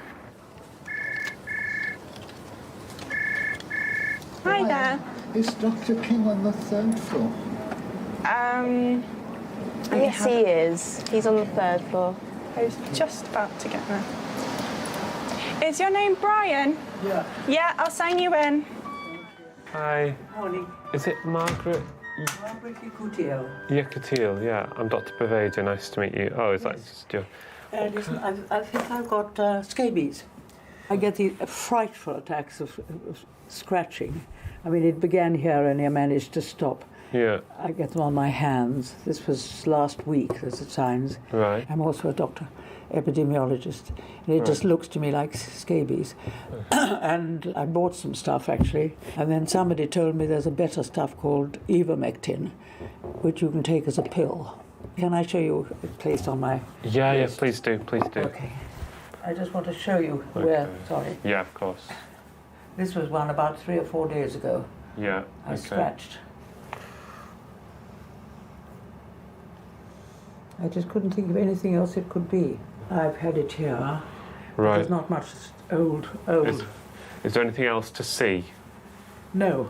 No, okay. You've had an itchy rash that comes and goes. Yes. I've got no information on you. Are you normally fit and well? Well, I've got cancer of the lung. Right. That's been done by stereotopic body radiation, SBRT, about half a year ago. And I had a myocardial infarction 7 years ago. Okay. My blood pressure's low, not high. Otherwise, I'm well. Do you take any regular medication? I've got some arthritis in my hip, so I take diacerin or something. Doctors sometimes can be incredibly resilient and feel that because they have some, a lot of medical knowledge and experience, that they just deal with their symptoms. They might try and soldier on. Where are you normally registered? Israel. Okay. I'm here visiting my sister. Okay, and you're an epidemiologist? What, like a doctor, like a public health? Yes. Okay, all right. And how are things in Israel, all right? Ghastly. I may have picked it up in Israel. God knows, after this war, all the soldiers coming back. But I don't know. I mean, I didn't have anything there. A difficult one. It doesn't look like classical scabies, but as you know, scabies is the thing that mimics many forms. I haven't heard of the tablet that you mentioned. Well, I'll tell you how to spell it. Ivermectin is not recommended. Really? Yeah. Has it got contraindications? It's on a named person basis only available and has been used in combination with topical treatments. So I think perhaps you're better just using the permethrin. Which is the antihistamine one? Cetirizine. Cetirizine. All right. The tablets. Yeah. That's for the whole body. You don't have an ointment instead. I mean, I don't need to take something when I've just got an itch on my hand. It'd be better with that, probably. Yeah? Yeah. I have in the past treated doctors who have felt that we should be doing one thing for them, and I felt that we should be going down another line. It's like taking things more. I mean, I have to, but yeah, try it. It's tolerated pretty well by people. Okay. All right. Take care. Bye now. Why do doctors go to the doctor? That's true. If you're a doctor and your friends are doctors, they could just prescribe anything for you. Give you drugs. Yeah. Sorry, it's not ideal for you, is it? What can we do for you? I'm going to see my family in South Africa next week. Okay. Which is quite traumatic as it is. Yeah. But I'm going to run out of pregabalin whilst I'm there, and I just wondered whether I could get some more pregabalin. Is pain a significant problem then? Have we been sort of playing with things to try and get it manageable, or is it manageable at the moment? It's not manageable because it's there all the time. So I guess we're having a sort of intensive period of trying to get this tilt assessed more. Yeah. And then also try to take me off some of my morphine because I'm quite heavily addicted to it. Yeah. Okay. Perhaps not the time to start changing things now anyway, but I wonder have you flown before taking these medications with you? Yeah. Sometimes people like a letter for those sorts of medications, which I'd be happy to, but you've never run into problems. Yeah, I've got a prescription. Yeah. Thank you very much. Anything else we can do for you? Thank you. Okay.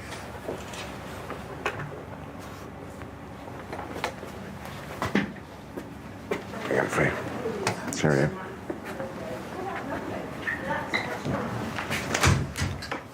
How are you doing? Yeah, the tablets are a lot better now. Thank God. Great. Are they? Really, really well, yeah. Mummy, come here. And I'm actually waking up in the mornings feeling like I've had a sleep. Great. I'm so happy with it. I'm so happy, yeah, I feel a lot better. When are you going? I'm going to Ireland in 3 weeks, and then we're going the week after.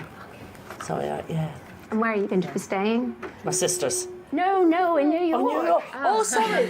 We're actually staying in a hotel just off Central Park. It's a beautiful time as well. It's lovely. I love it. Yeah. I love it. Yeah. And it's not. I don't like going away.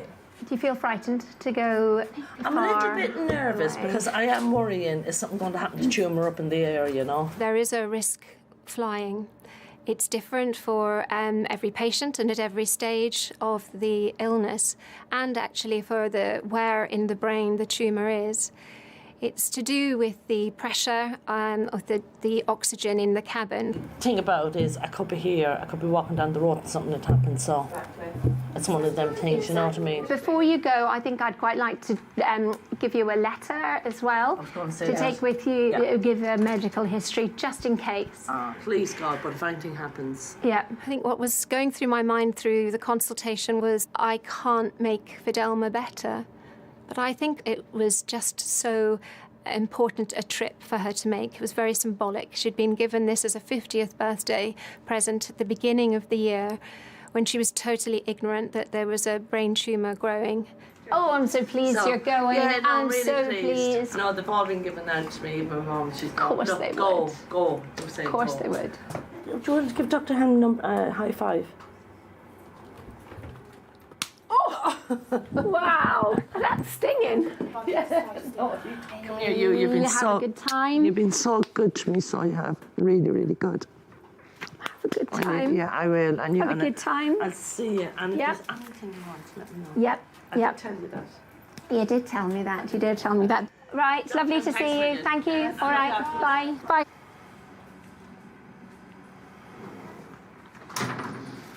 Oh, she's a nice lady.